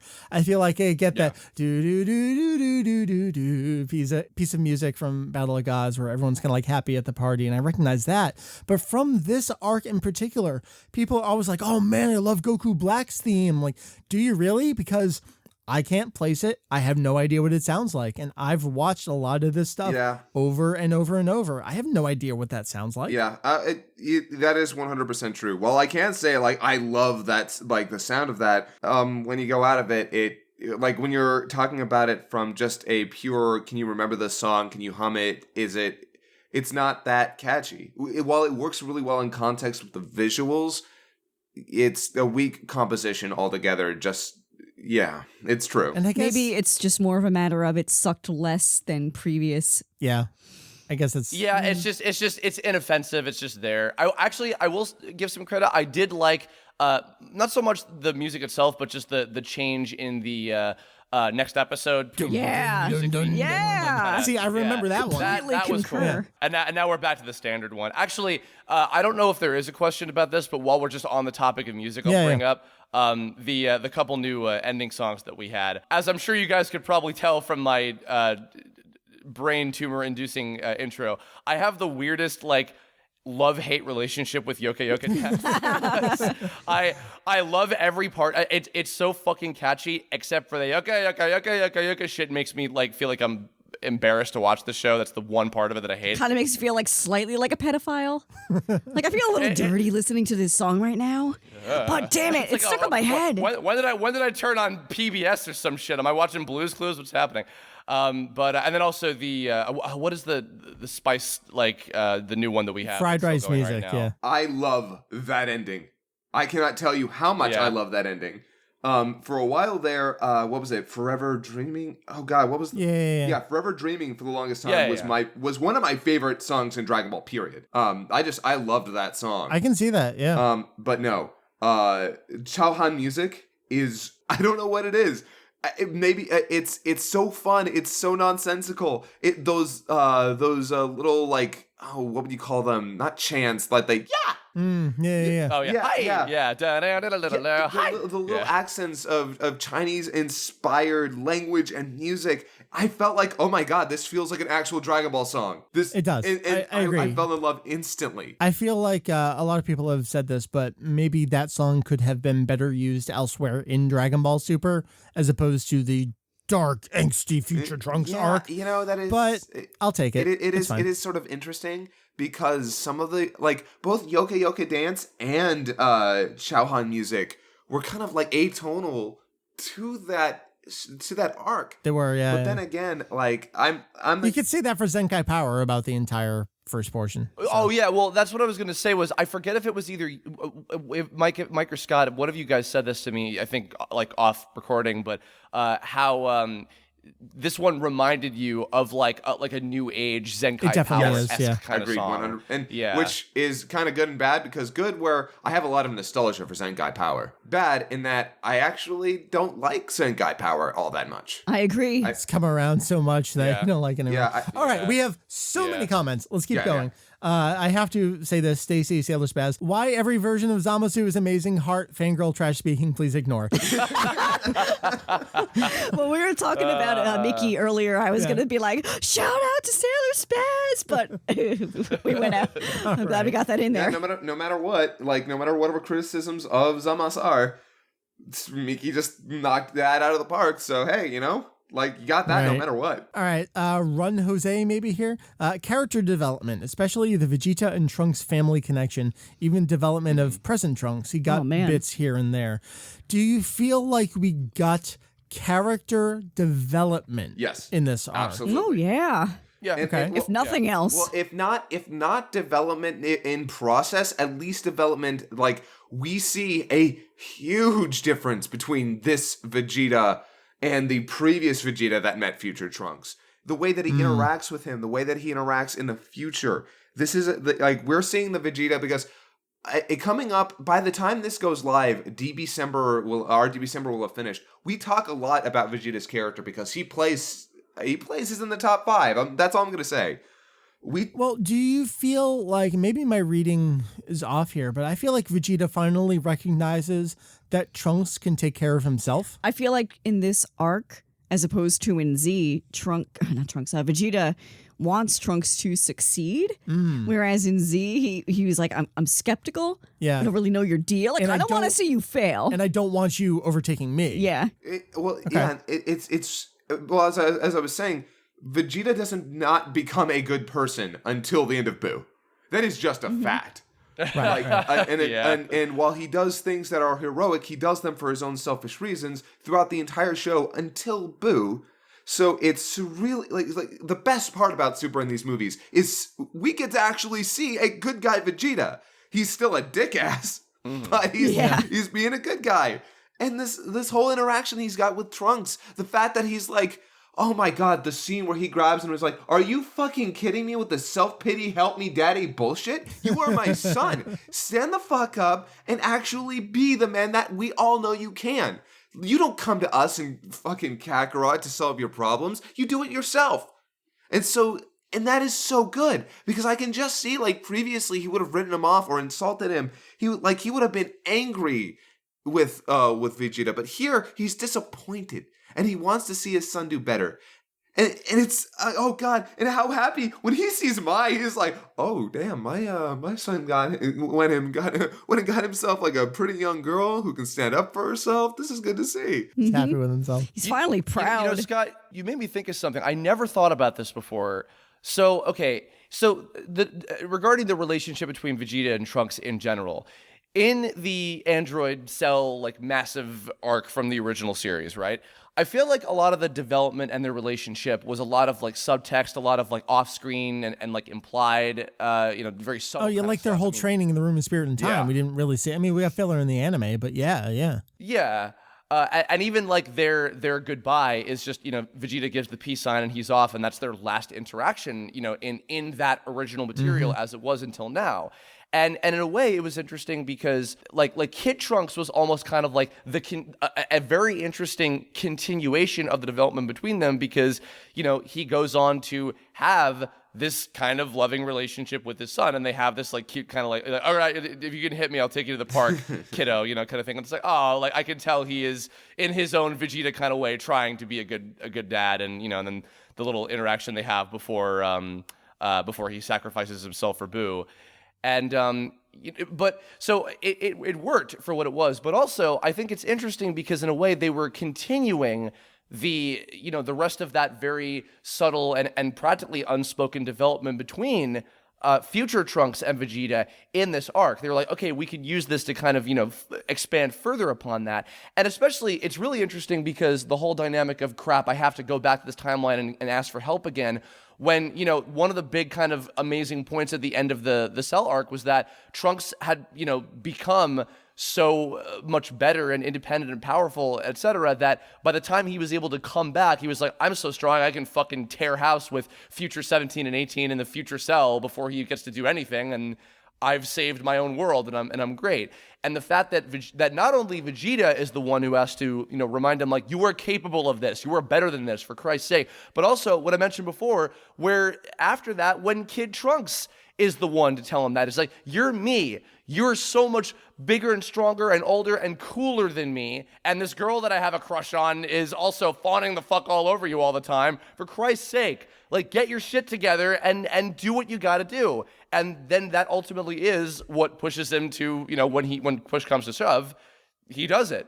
And if anything, I think that now that we're thinking about it, at least for me, I think that might be the biggest point of satisfaction with this entire arc was the development of the continuation of that development with Trunks and Vegeta, and also just within himself, including this other version of himself. Yeah, agreed. So. Even me over here, who is like, Trunks was a bit of a Gary Stu this arc. Yeah, no, I'm wholeheartedly happy with the development he actually got. All right, I think that sums up that question. So next question. Sweet. Jugulator wants to know, do you think we needed 2 Zamasu? Or do you think Goku Black would have been fine? Man, I really think you needed both of them. Because if this was just evil Goku, even if it was evil Goku, but still Zamasu who stole his body, I really feel like you needed the dynamic between the two. Like we were talking about earlier, the slight differences between the two characters helped define them better. And I don't think you get that definition if we wouldn't get to see them hugging each other. Right, you needed that hug. Okay, quick point on that. Does everyone agree that was intentionally awkward? Yes. Okay, cool. Yeah, I think actually having again, because it was different, it was unique, it was really, really interesting and made for a lot of interesting scenes. Actually, something we didn't mention that I want to give special mention to, and this is because of the whole double Zamasu and Goku Black thing, the scene of in one of the many alternate timelines that came up where the body switch happened. And by the way, it was the first time that when a character's body switched, their voices are also within that, that same thing. Like, when Goku becomes Zamasu after the body switch, he has Shinichiro Miki speaking like as if he were Goku. Right. Which is interesting. It's great. And this terrifying scene of Goku murdering Chi-Chi and Goten, and it's like, oh my God, like that was like terrifying and like impactful and creepy, and it really makes you hate them in a way that I think was very, very effective. And I think that it lent itself to that whole deal of having this boss be a multi-threat. We've never had something like that before. We've had multiple bad guys around the same time. We've had Babidi and Boo, we've had Frieza and all of his henchmen, and we've had multiple androids. But we've never had 2 of the same villain at the same time, like there, and used in such a cool fucking way. Like I think that's only been allocated to like Xenoverse and like video game type shit or whatever when you have doubles. But so no, I think that they were made all the more interesting, especially with all the twists and turns and unexpected shit that happened. I think having the both of them together, and then also leading up to, which I didn't even think, they could fuse, of course, and we get a cool new like design and a form out of that. Like that was cool too. So Wow, I'm surprised that that at any point, like the moment Zamasu showed up, like it was both Black and Zamasu showed up, I was like, oh, they're gonna fuse. I mean, I'm like, they have the earrings. That's going to happen. I mean, from the key visual very beginning, the focus was on the Potara earring there. I mean, it was kind of telegraphed. Yeah, I mean, and then when Kaioshin and Galas show up, it's like, oh, and there's Vegito. Everyone was like, okay, is it going to be dance or is it going to be earrings? Okay, it's going to be earrings. Which I was sad about because I'm like, you already got Vegito. Yeah. Give us Gogeta. That's what I want. What I need. Yeah, but Vegito's more. Yeah, I mean, there's well, we don't know because all we ever seen of Gogeta was in GT and the movie. I don't think I don't think we've ever seen like just regular Gogeta, not whatever. It doesn't matter. Well, they wrote Gogeta like Vegeta in GT anyway, like the more kind of fun, cocky personality, and Gogeta's just like, I'm gonna kill you. Saying, we have a way of fusion that they've never done before properly in the show, like an actual series. I just like to see that, but. It was always going to be earrings. We knew that. You know what? I think the reason that I didn't see it coming is because I was so distracted. They totally got me. I was so distracted by the Potara being talked about with like the Kaioshin Supreme Kai ranking system. I was like not thinking about them being utilized for fusion. Oh, so yeah. I just didn't have that thought. And then it's like, so it was still surprising for me. And I was like, cool. That's hooray. fair, but Anyway, it's such a Chekhov's gun. But my point about Zamasu and Goku Black is that I totally agree with Mike that yes, these characters being it was really appropriate to have both Black and Zamasu to kind of get a full picture of their intentions, their goals, and not to mention a villainous duo. Oh man, all about that. Like I don't no more like we talked about the androids in DBSuper. Like it is so nice to see a group. Because a dynamic that can play off them. And that gave us such amazing group battles in the show, too. Yes. Like that episode 57 I was talking about earlier. That gave us, it felt like those movie moments where you have everyone teaming off to fight each other. We wouldn't get that. We know they're not going to all team up together. That was the whole point we've been told about Goku and Vegeta, is that they're not going to fight together. So being forced to split up and fight different opponents, man, I needed that. There is one thing and I don't like doing this much in these conversations because I feel like it's pointless. But there's the one way I kind of wish they had taken Zamasu's character, if they were going to have him there with Black, was go a little bit further with the angle of he's not as in this. I think it would have made for a much more complex character where Goku Black was just selling it all on the cool factor. Zamasu not going all the way, I think would have been made much better by him being a little bit more like, he's never killed anybody. I would have loved the idea of when push came to shove, he was unable to do the job, and that's when Black was like, well then fuck it, and then just puts the earring on the other ear and then forces the matter. Oh, I can see that. But again, I don't like to go too much into I think they should have done it this way. I could have written the better version of the story. But Why do we put voices on that? Why can't it just be like, I would have written a better version of this story? I don't know. Because you we put want you put a voice on that. Yeah, too. I did. I think it's good to emphasize that while we do have ideas of how it could have gone better, we're not the writers for this show, and we'll never be. So no, we just get to comment on it. That's what I think. If Dragon Ball Super were dubbed like 15 years ago, that's what Zamasu would have sounded like. Well, I think that this world should be without humans, because if I were running it, it would be better. So I'll just get rid of them and I'll just do it my way. There you go. Anyway. My name is Zamos, and I'm going to destroy all humans. Banned. We had so many questions. I feel like a lot of them asked questions or asked what we've already talked about. I feel like this is maybe a good way to start wrapping things up then, because it's about the end of the series or of the arc and looking ahead. This is from Defrost. How Zeno is shaping up to be a deranged sociopath mass murder machine, and whether they have to bring in another deity due to it. I don't think we're going to get anyone above Zeno or the Omni King. That would be stretching it. Well, we have in the promotional poster, we have the Great Priest in the center, but that's also exactly the same as how we had Whis kind of in the center of the Battle of Gods poster. And maybe he is stronger. I don't know. But this is, again, speculation. I don't want to get too much into it, but Zeno as a character, the Omni King here, like we got him introduced in the Universe 6-7 tournament arc. We got him a little bit in the middle here looking for a friend. Now he's friends with himself, and he may have destroyed a significant portion of existence somewhere.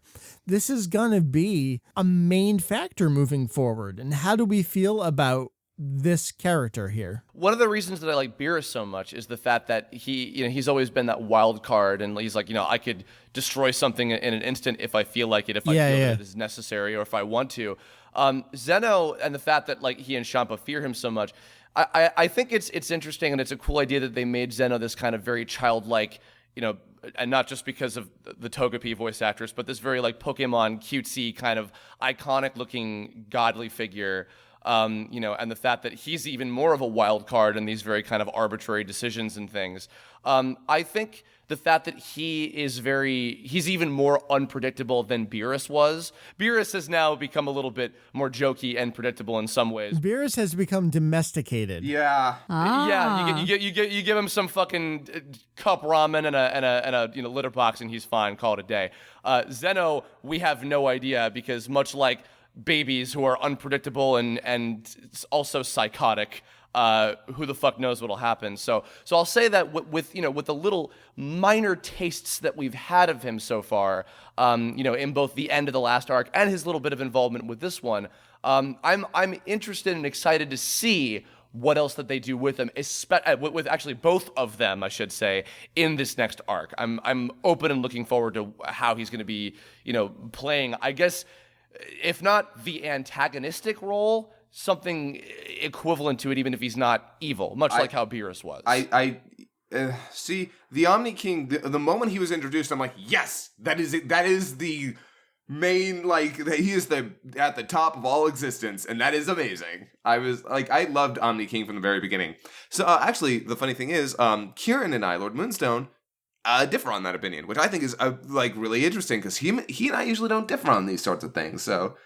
I loved Omni King because... Wait, Kieran doesn't like him? Yeah. All right, Kieran, you cannot come on and do the Finals University review. That's it. I got to find someone else. I think ultimately his actual biggest problem is how the Omni King was involved in this arc, though, perhaps.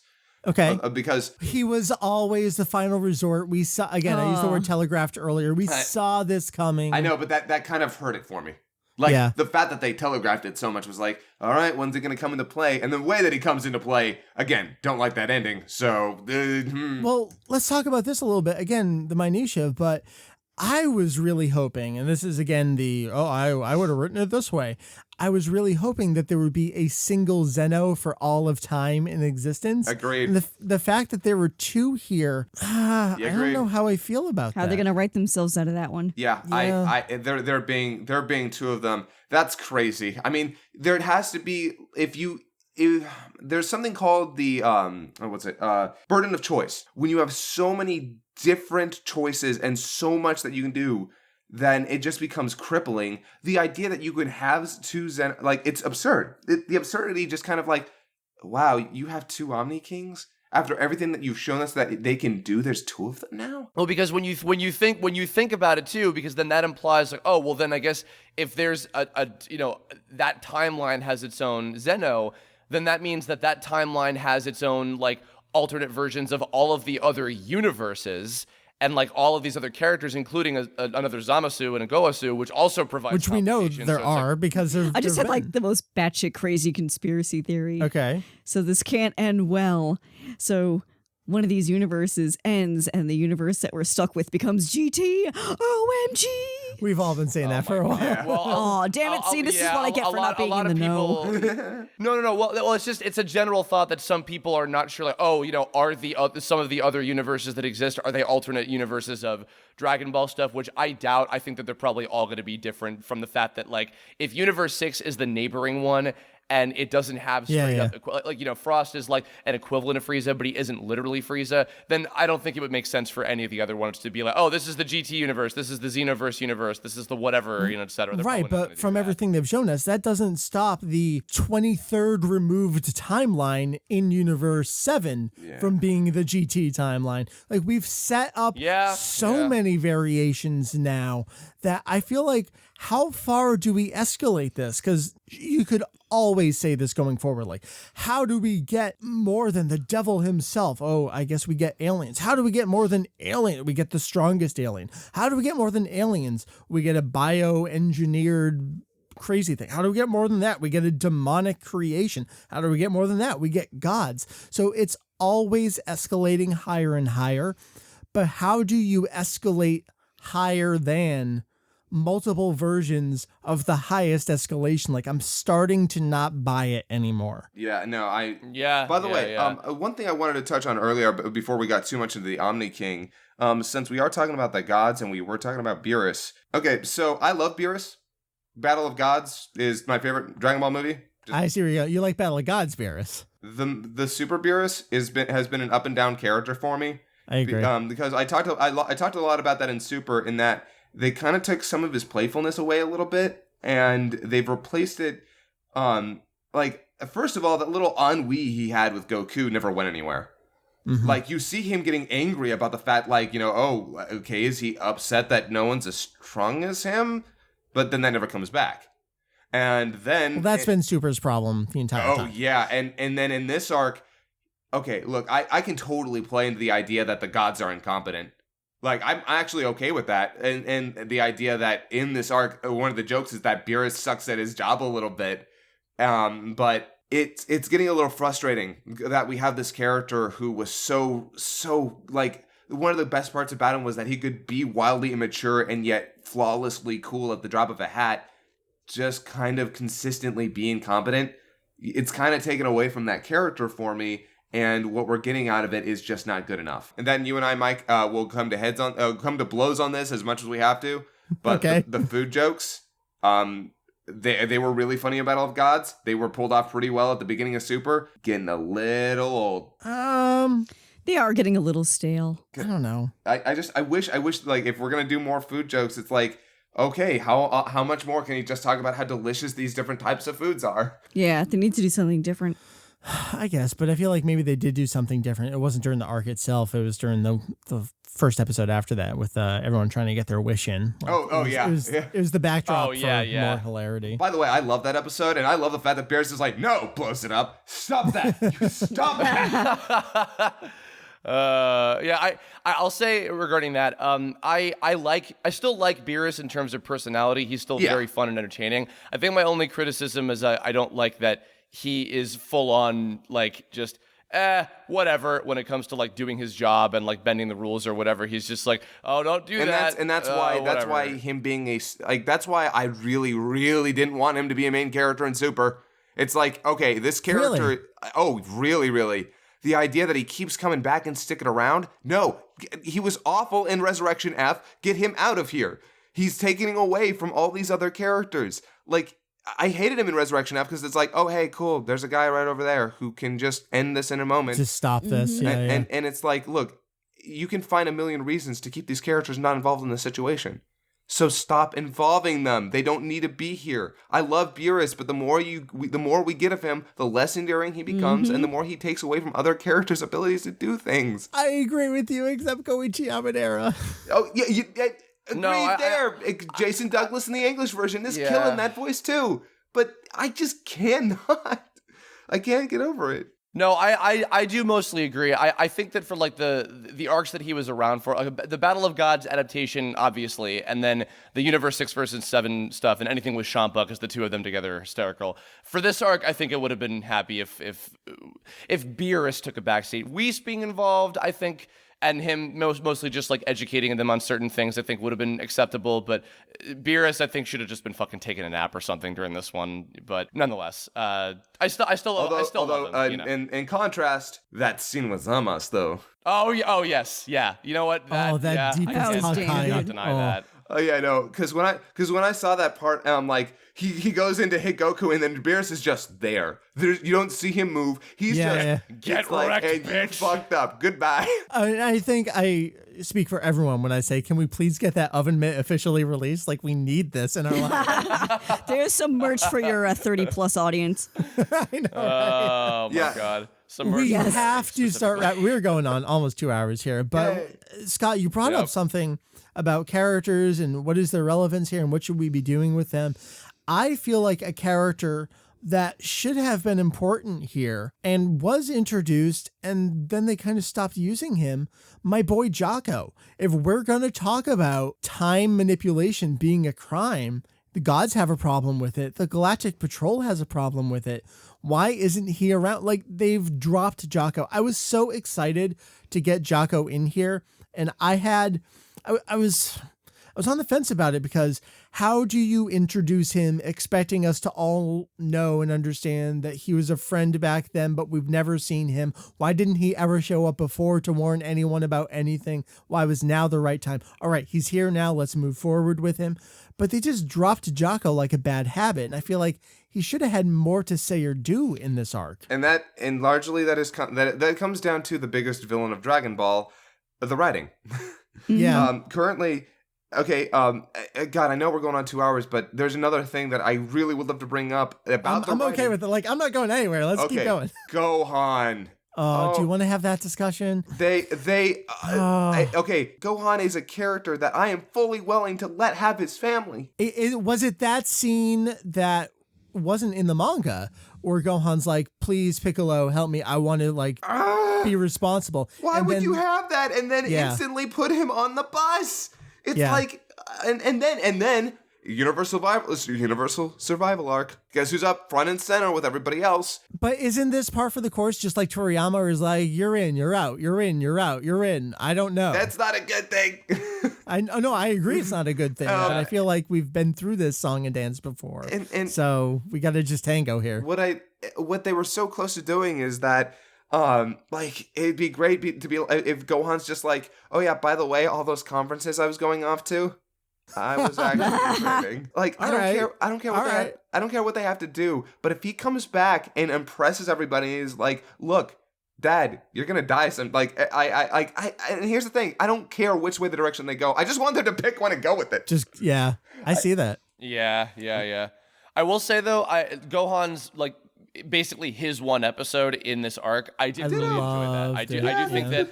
I think that limited. Actually, it was funny. I just saw Kyle Bear like yesterday from the time that we're recording this, and he started recording for the dub for Super. Of course, that's nothing wrong with saying that by this point.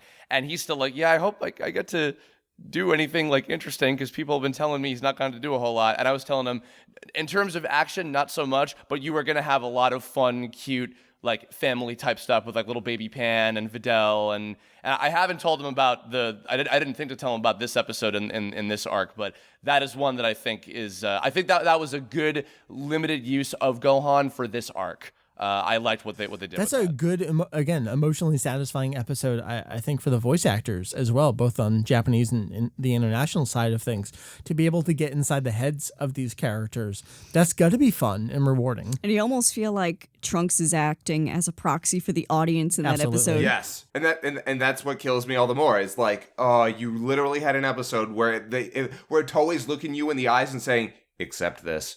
This is it." I think that's awesome. Yeah. Right, but Scott, like we were saying, they did the exact opposite previously, where they're like, no, I'm actually going to ask for help to help you protect everyone. Like, make up your mind. I agree. Like, I don't care, but I also want them to make up their mind. Does it matter? That's always been Gohan's predicament. I know, always. I know. Since day one. So why are we surprised? I'm not surprised. That's the problem. Is that I'm not surprised. Yeah, but that's the thing. It's not Gohan's character, it's the writing dictating that. Yeah. If it were Gohan being like, I want to fight, but I have to be a family man, but I want to be there, but I have to look after my my daughter. No, it's, I want to do this. I have a family, but and then I want to fight. Oh, but I have a family. It's Toei doing that. It's not Gohan, and that's the thing that's killing me. So, but we'll see. We'll see how, like, the Universal Survival Arc, I think, is going to be if this is not good, then I don't know what to do. Hey, this might be the end. Yeah. It might be the last thing in Super. So I don't know. I'm so skeptical. That's speculation stuff. Let's stick to this arc itself. No, that's fair. We're getting a new opening. Yeah, we are. Yeah, that's true. That's true. By an Enka singer. I'm excited to see how this goes. So I'm disappointed that the next arc is already a tournament. You know, I am like really, really bummed. If we can have a small conversation about that coming up, this could be really cool if they don't do it in the traditional style. I concur on that one. Please be different, you guys. What I'm hoping, and this is complete fan wankery, but what I'm hoping is that it's a G Gundam style of tournament. I'm not familiar with that. Style. Okay. Oh, so, he means the entire, all of the plane of existence is the battleground, more or less. Yes, and basically, no I want it to be like the Omni King sits back and goes, okay, all of you have to fight. I don't care how, I don't care where, I don't care if you kill each other. But you're all gonna have to fight. Dance puppets. I want this to be these universes are your playground. Find each other and fight. Oh, so it's a game of hide and seek in addition to fighting. Well, here's the thing: if you don't fight, you lose, and your universe is gone. Meets Battle Royale. Yeah, a battle. Yes, Dragon Battle Royale. You know, I feel like I didn't want this. I've said this. I didn't want the next arc to be the tournament because we just came off of a tournament and I wanted something in between. So what I'm kind of hoping for out of this arc, I don't know if it's going this way.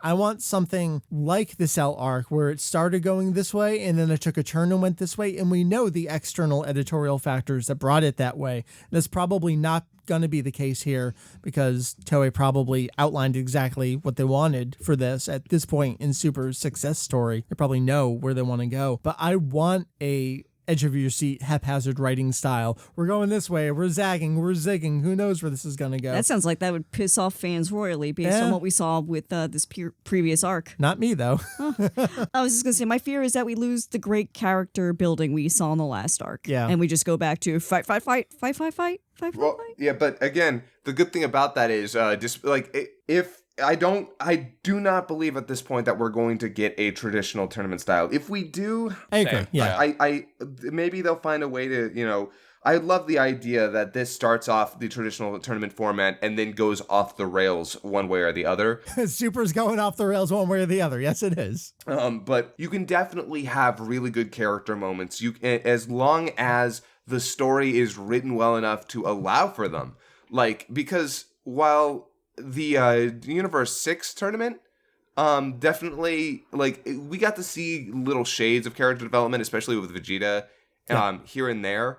If they just go balls to the wall and allow the characters to really take center stage, like, you could have really good moments. I mean, I'm not looking forward to a traditional tournament either. I feel like we just had one, even though the Goku Black arc was so long. I don't think we're going to get that because if we get that, we have hundreds of characters to deal with, and they can't possibly show that. Exactly. Exactly. So we'll see. It's exciting though. The stakes are really high. Like, and that's what I wanted. I was like, oh, good. They found a way to really make this like it really matters who wins. Here's a couple things to consider, and actually I think that this is a good way to kind of wind things down now. We have now basically I have at the time we're recording this, I have not recorded the Pokemon Sun and Moon review Kirblog, but as far as I'm concerned, we have started the year off with breaking the record of the longest Kirblog ever. So thank you guys. I wonder if for that, first of all. I wonder if this is my longest topic too. I'm not entirely sure. Probably. Oh no, I think you've done longer. You might have done longer podcast, but longest single topic. I don't know. Oh yeah, this might be. Nonetheless, a couple things to consider as we're wrapping this up and kind of transitioning into the next arc.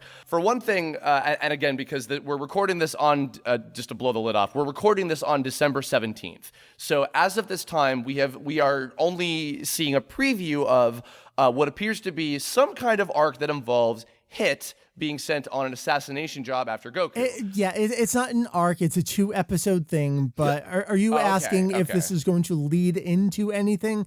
I don't think so, but... Ditto. Well, it may not lead directly into it, but I think it's fair to say that Hit will most likely be involved in that arc. He's been too much of a fan favorite, yeah. Yeah, so I think that having him introduced for a little bit of this thing here, not so much as a preview for what's to come in terms of the story, but just in terms of his involvement, because I'm sure that he'll be like some kind of important fixture in that. Oh, yeah, these episodes are definitely, hey, just so you know, remember all these characters, we're coming back. Except for Arale, because in the end, it's going to be Arale versus Zeno. Let's just make this clear now. Oh, of course. At 100%. Next and also death even the battle. baseball episode. Okay, you hear that, Screw Attack? Get on that shit. But yeah, I think that is something that I think will be fun to look forward to, because we'll still have a little bit of time to relax before we jump right into this, but more on point in terms of the arc itself. I think the bottom line is that more or less, and by and large, between the last two major arcs that we've been talking about for well over half a year now in these discussion Kirblogs, I think that the staff have proven themselves. I really did enjoy the tournament a lot. It was fun, and we talked extensively about that if you guys haven't heard our discussion on that. And, again, even with our complaints and some of the flaws and some of the things that could have been executed better, I think overall this just made it really exciting to follow it episode to episode. I think I even said this about when I was talking about the Pokemon, X and Y anime, but it is exciting to like be into on a week-to-week basis. Like, oh shit, it's the new episode. Oh, I'm so excited. Like, it feels really, really good to be invested and not like dreading like, oh, this is probably not going to be that great, or I don't know if this is going to be all that good. And the fact that like, again, even with the complaints that we've had that have been totally fair and more or less justified, I think the fact that like the majority takeaway from our experience with this was really cool. This is a very enjoyable experience with these characters, and I'm excited about what's going to happen next. Like, there is a lot more to look forward to after this. And I you know what? At the end of the day, that's probably what is what the goal is in terms of doing the show and bringing this back again and etc. And you know what? They're doing their job. They're getting us, and we're getting a lot of fun out of it. Absolutely. I mean, you go back to that opening comment from Toriyama, as transparent as this arc was from the beginning of, yo, dog, we're bringing back a fan favorite character, and aren't you excited? You know what? I actually was excited the entire time, and I did have a lot of problems with it the entire run through, but I did have fun, and I did enjoy myself, and it felt good to have fun. And that's why in our Super special, we were kind of rough on a lot of it, but at the end we're like, Super's not a bad series. It's it's just got a lot of complications. It's so cliche, but isn't it better than the sum of its parts? Yeah, wholeheartedly, because its highs are like, I am the highs in Super, and I'm gonna be that guy over here. I've enjoyed more than the highs of GT. Just that if we had to use GT as a measuring stick, sorry, Super's already gotten a couple of better like fuck yeah moments out of me. So if we had to use a comparison, I'm enjoying it more, and I'm looking forward to tonight's episode, and I'm looking forward to the next arc, and I'm so happy that at the very least we're getting that, despite all the complaints I've had. It's an exciting time to be a fan right now. Heck yeah. Meri, as the world's biggest Trunks fan, as far as I'm concerned, I actually am curious for your thoughts, finally, like just overall. I am still, even though the fact that it's over, I'm still in disbelief it happened. Yeah, total pie in the sky. It would be nice to have Trunks do something again someday in a non-video game setting, and the fact that it happened, I'm still just like, pinch me. Did this really happen? It did. Oh my god, this actually happened, and it was wholly satisfying. Just like every angle that it touched on, both personality-wise, action-wise, repercussions, and the whole 9 yards. It's anything that I would bitch about at this point is just nitpicky, because I am just beside myself with how everything turned out. It was tremendous. Well, you know what? In the wake of this, you can never forget the fact that you can slap on the PS4 and go back to Time Patrol Trunks being a nerd and being like, "Hey, I'm teaching a class." If yes, no pressure, whatever. He'll always be there for you, man. I know. For you and no one else. Yep. My God. Well, guys, thanks for breaking a record right out of the fucking gate with this new year. I owe you guys very much. This was a long time coming, and it was certainly a challenge getting everybody coordinated. But I'm very glad it was you guys in particular who are all with us. Meri, thank you for joining us for the first time. Oh, it was a pleasure. Oh my goodness, it was like the fastest 2 hours talking about no offense, Mike. Maybe I don't know what it is, but it went by really fast. It's Scott. Well, you. I see how it is. Well, you're welcome to come back if and when we eventually do a survival arc at some point down the line as well. Yeah. Great. And so guys, I guess that's gonna wrap us up. So before we sign out, please, as always, plug the usual things that you got going on in your lives. Scott, by this point, it'll be after the release of the legendary Pain in Your Asshole, which we're still in the middle of working on. Talking about that, but please, you first. Thank you so much for having me on. Honestly, this whole subject, this whole topic was something that I love to talk about. I mean, I love to talk about Dragon Ball in general, but the Goku Black arc is such a very different arc from the rest of Dragon Ball. So to be able to deconstruct it and really go into what made it work and what made it not work, I thank you. And especially with you guys, there's nobody else I'd rather have this conversation Shucks. Here's $20. You have no idea. I got like 5.5 hours of sleep last night. I could have slept in today, but I was like, no, I want to do this. Let's go do this. So, first of all, I'm really glad that I was actually cognizant enough to have these conversations and awake enough. But second, I'm really glad I got to do this. So thank you. After this, I'm going to go watch Rogue One and then cry myself to sleep as I work on Broly. Well, I mean, of course, by this point, hopefully it is done and out, and I hope everybody loves it and enjoys it. And of course, by this point, you have also finished DBSuper, which was a top 24 villains. I still can't believe Monster Carrot took number 1. Dude, my God. I really the spot that he deserved. Of course. Good choice. But usual plugs for the Team 4-Star stuff, please.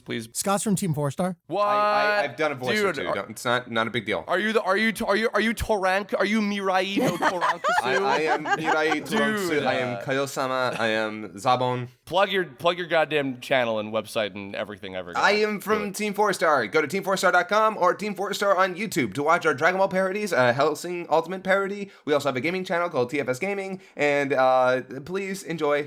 Mike and Meri. Well, I mean, actually, Meri, you have more of your own thing going on, so I'll save you for last again because you're the bomb. Michael, podcast, site, please. Yes. I beg of you. Kanzenshu, we are the site. Again, I'm going on to year 19 here. We're 11 years into the podcast as well. The podcast isn't quite weekly, but for the most part, we try to stick to that weekly schedule as much as possible. Kanzenshu is 4 folks. Me, Mike, Heath, Julian, and Jake. You see us online. We're always talking about Dragon Ball. We love Dragon Ball. We are the source we want you to come to learn everything there is to learn about the series. We do that through news. We do that through translations. We do that through archival material. Meri, at several points during this episode, you have turned around and looked at these bookshelves, turned around and looked back at me, turned around and looked at that bookshelf, turned around and looked at me again. Have I? Yes. I'm doing it unconsciously. The choices in life that I have made were not the best.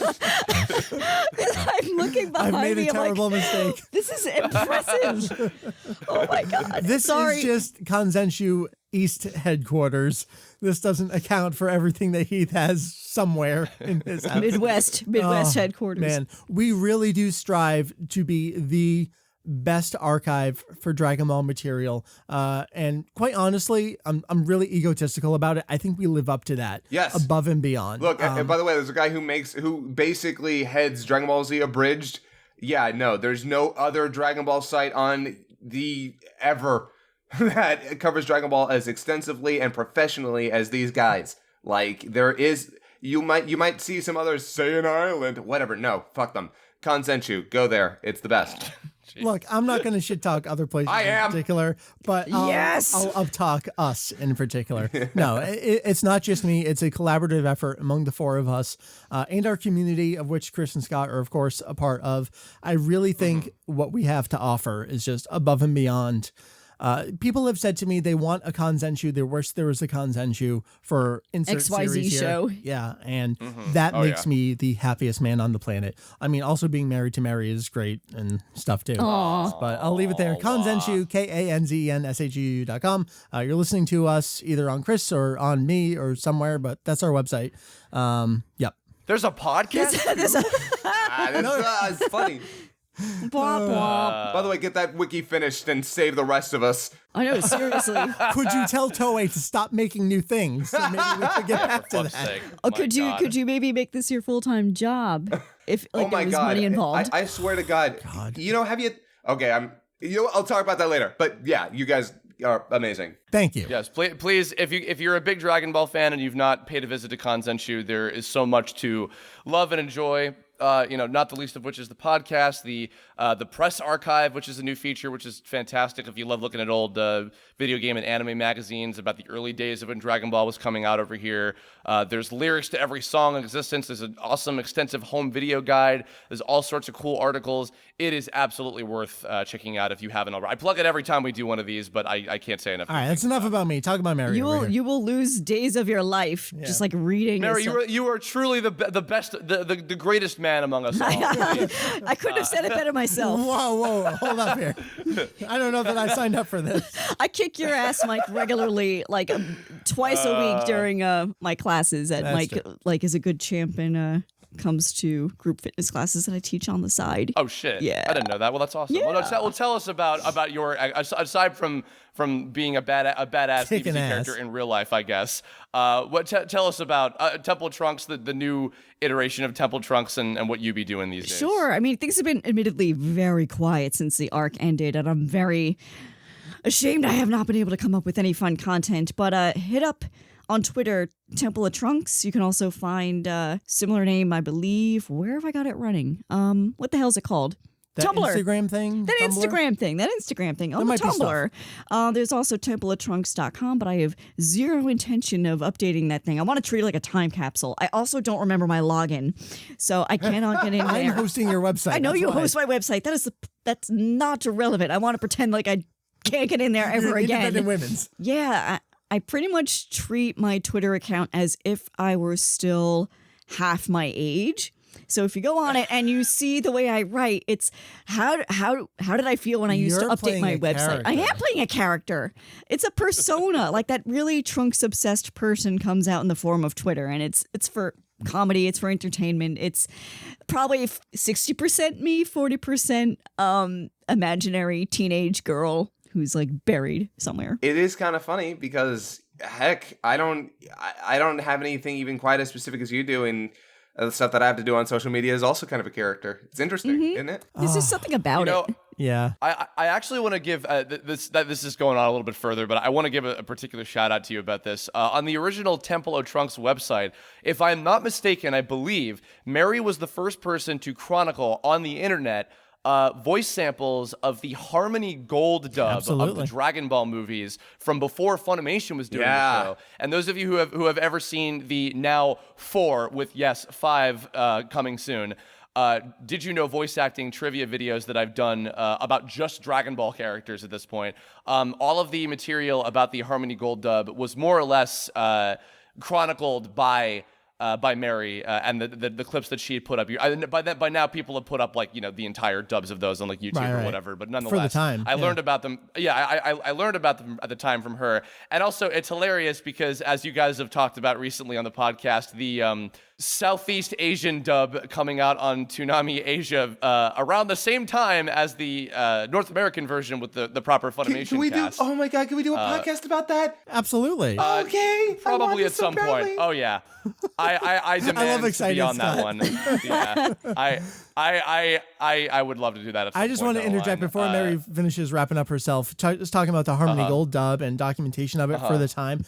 Chris, you mentioned the press archive on Kanzenshuu. As I've been going back and transcribing old articles, I'm 99% certain that they were using your site as a reference in some of the articles they were talking about and not crediting where they got the information from. You'll have to point me to will. that later. I will. I don't think I gave myself shit. enough credit for that. No, like you, I was you got an honorary K-Zone subscription, didn't you, for your site? It was for my site, but I'm Yeah, talking yeah. about Harmony Gold specifically. No, I I don't know. think, I mean, I can look back on it and be like, yeah, right place at the right time. Yeah. But I can also say, holy crap. Like, yeah, my site was a goofy fangirl site with like stupid jokes and poor grammar, but oh my God, Harmony Gold clips. Yeah.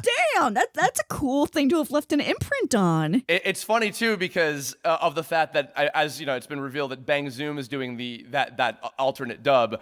So I'm pretty sure, I don't know for certain, but I'll say I would not be surprised if actors that were in the Harmony Gold dub, because that's in California, are also going to be in this, which is like, oh god, this is going to be some really fucking weird alternate universe. Wouldn't that be where crazy? Dragon I Ball know. was done in LA instead of Canada and eventually Texas, and I'm like, this is weird. So, but thank you for that, because that was a lot of help on the you're quite trivia side of welcome. things. So. Glad. And you know what? I will say one. This is last the longest really quick little post-credit thing. I've ever seen for a podcast. I know. It's like one giant hugging Sorry. each other. Aren't we I know. Forever. great? Good God.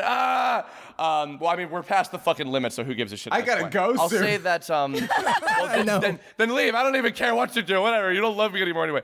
All you love is Broly. Fucking. Okay, so this is going to be coming out, hopefully, most likely, on Tuesday, the 3rd of January. This upcoming weekend, on the 7th of January, will be, as Chris Sabat has declared, Dragon Ball Day, as both Dragon Ball Kai, the final chapters, and Dragon Ball Super will be premiering on Toonami in North America, with the Funimation cast, as, you know, they should be. I'm going to put forward at some point, probably after the fucking holiday mess has finished up, Mike and I want to do a podcast / Kirblog topic that will be about the core themes of Dragon Ball as a whole. Oh yeah, I agreed to that, didn't I? Yeah, so we'll be doing that at some point. I've been wanting to actually pitch that to you for a while, and I thought that this would be the most appropriate time to do it. So look forward to that. It's kind of a little mini Dragon Ball week, and there's a lot of great anime shit happening. There's like 1 billion anime movies in theaters right now between Sailor Moon and One Piece and Your Name and Yu-Gi-Oh! For fuck's sake, and Dragon Ball is back on TV, and God, I'm 12 again, and fuck it, whatever. That's it. Everybody, thank you for listening to all 2 hours of this. You're all lovely. Chris, we're almost at 2.5. We'll see what it comes out to. Jesus H. Christ. So in the comments below, as we're finally wrapping things up, leave your thoughts, hopes, dreams, aspirations, as I'm stealing from your podcast, Mike, about the Future Trunks / Goku Black / Zamasu, whatever you want to call it, these last 20 or so episodes of Dragon Ball Super. Your thoughts, your opinions, your agreements, disagreements, anything that maybe we possibly didn't cover, which would be a feat of science if we didn't already talk about it at some point. Let us know your thoughts. I'm curious to see them. Maybe Mike and myself or otherwise may or may not respond to some or check them out. Who knows? Let us know. And I guess however long from now, we will eventually see you again, hopefully at some point in 2017, depending how long it's going to be, to do the Universal Survival Dragon Ball Super arc discussion or something later on. So look forward to that. Thank you all. Please support the official release as you have the ability to in many, many, many ways. And that's it. Everybody, thank you, and we will catch you all next time.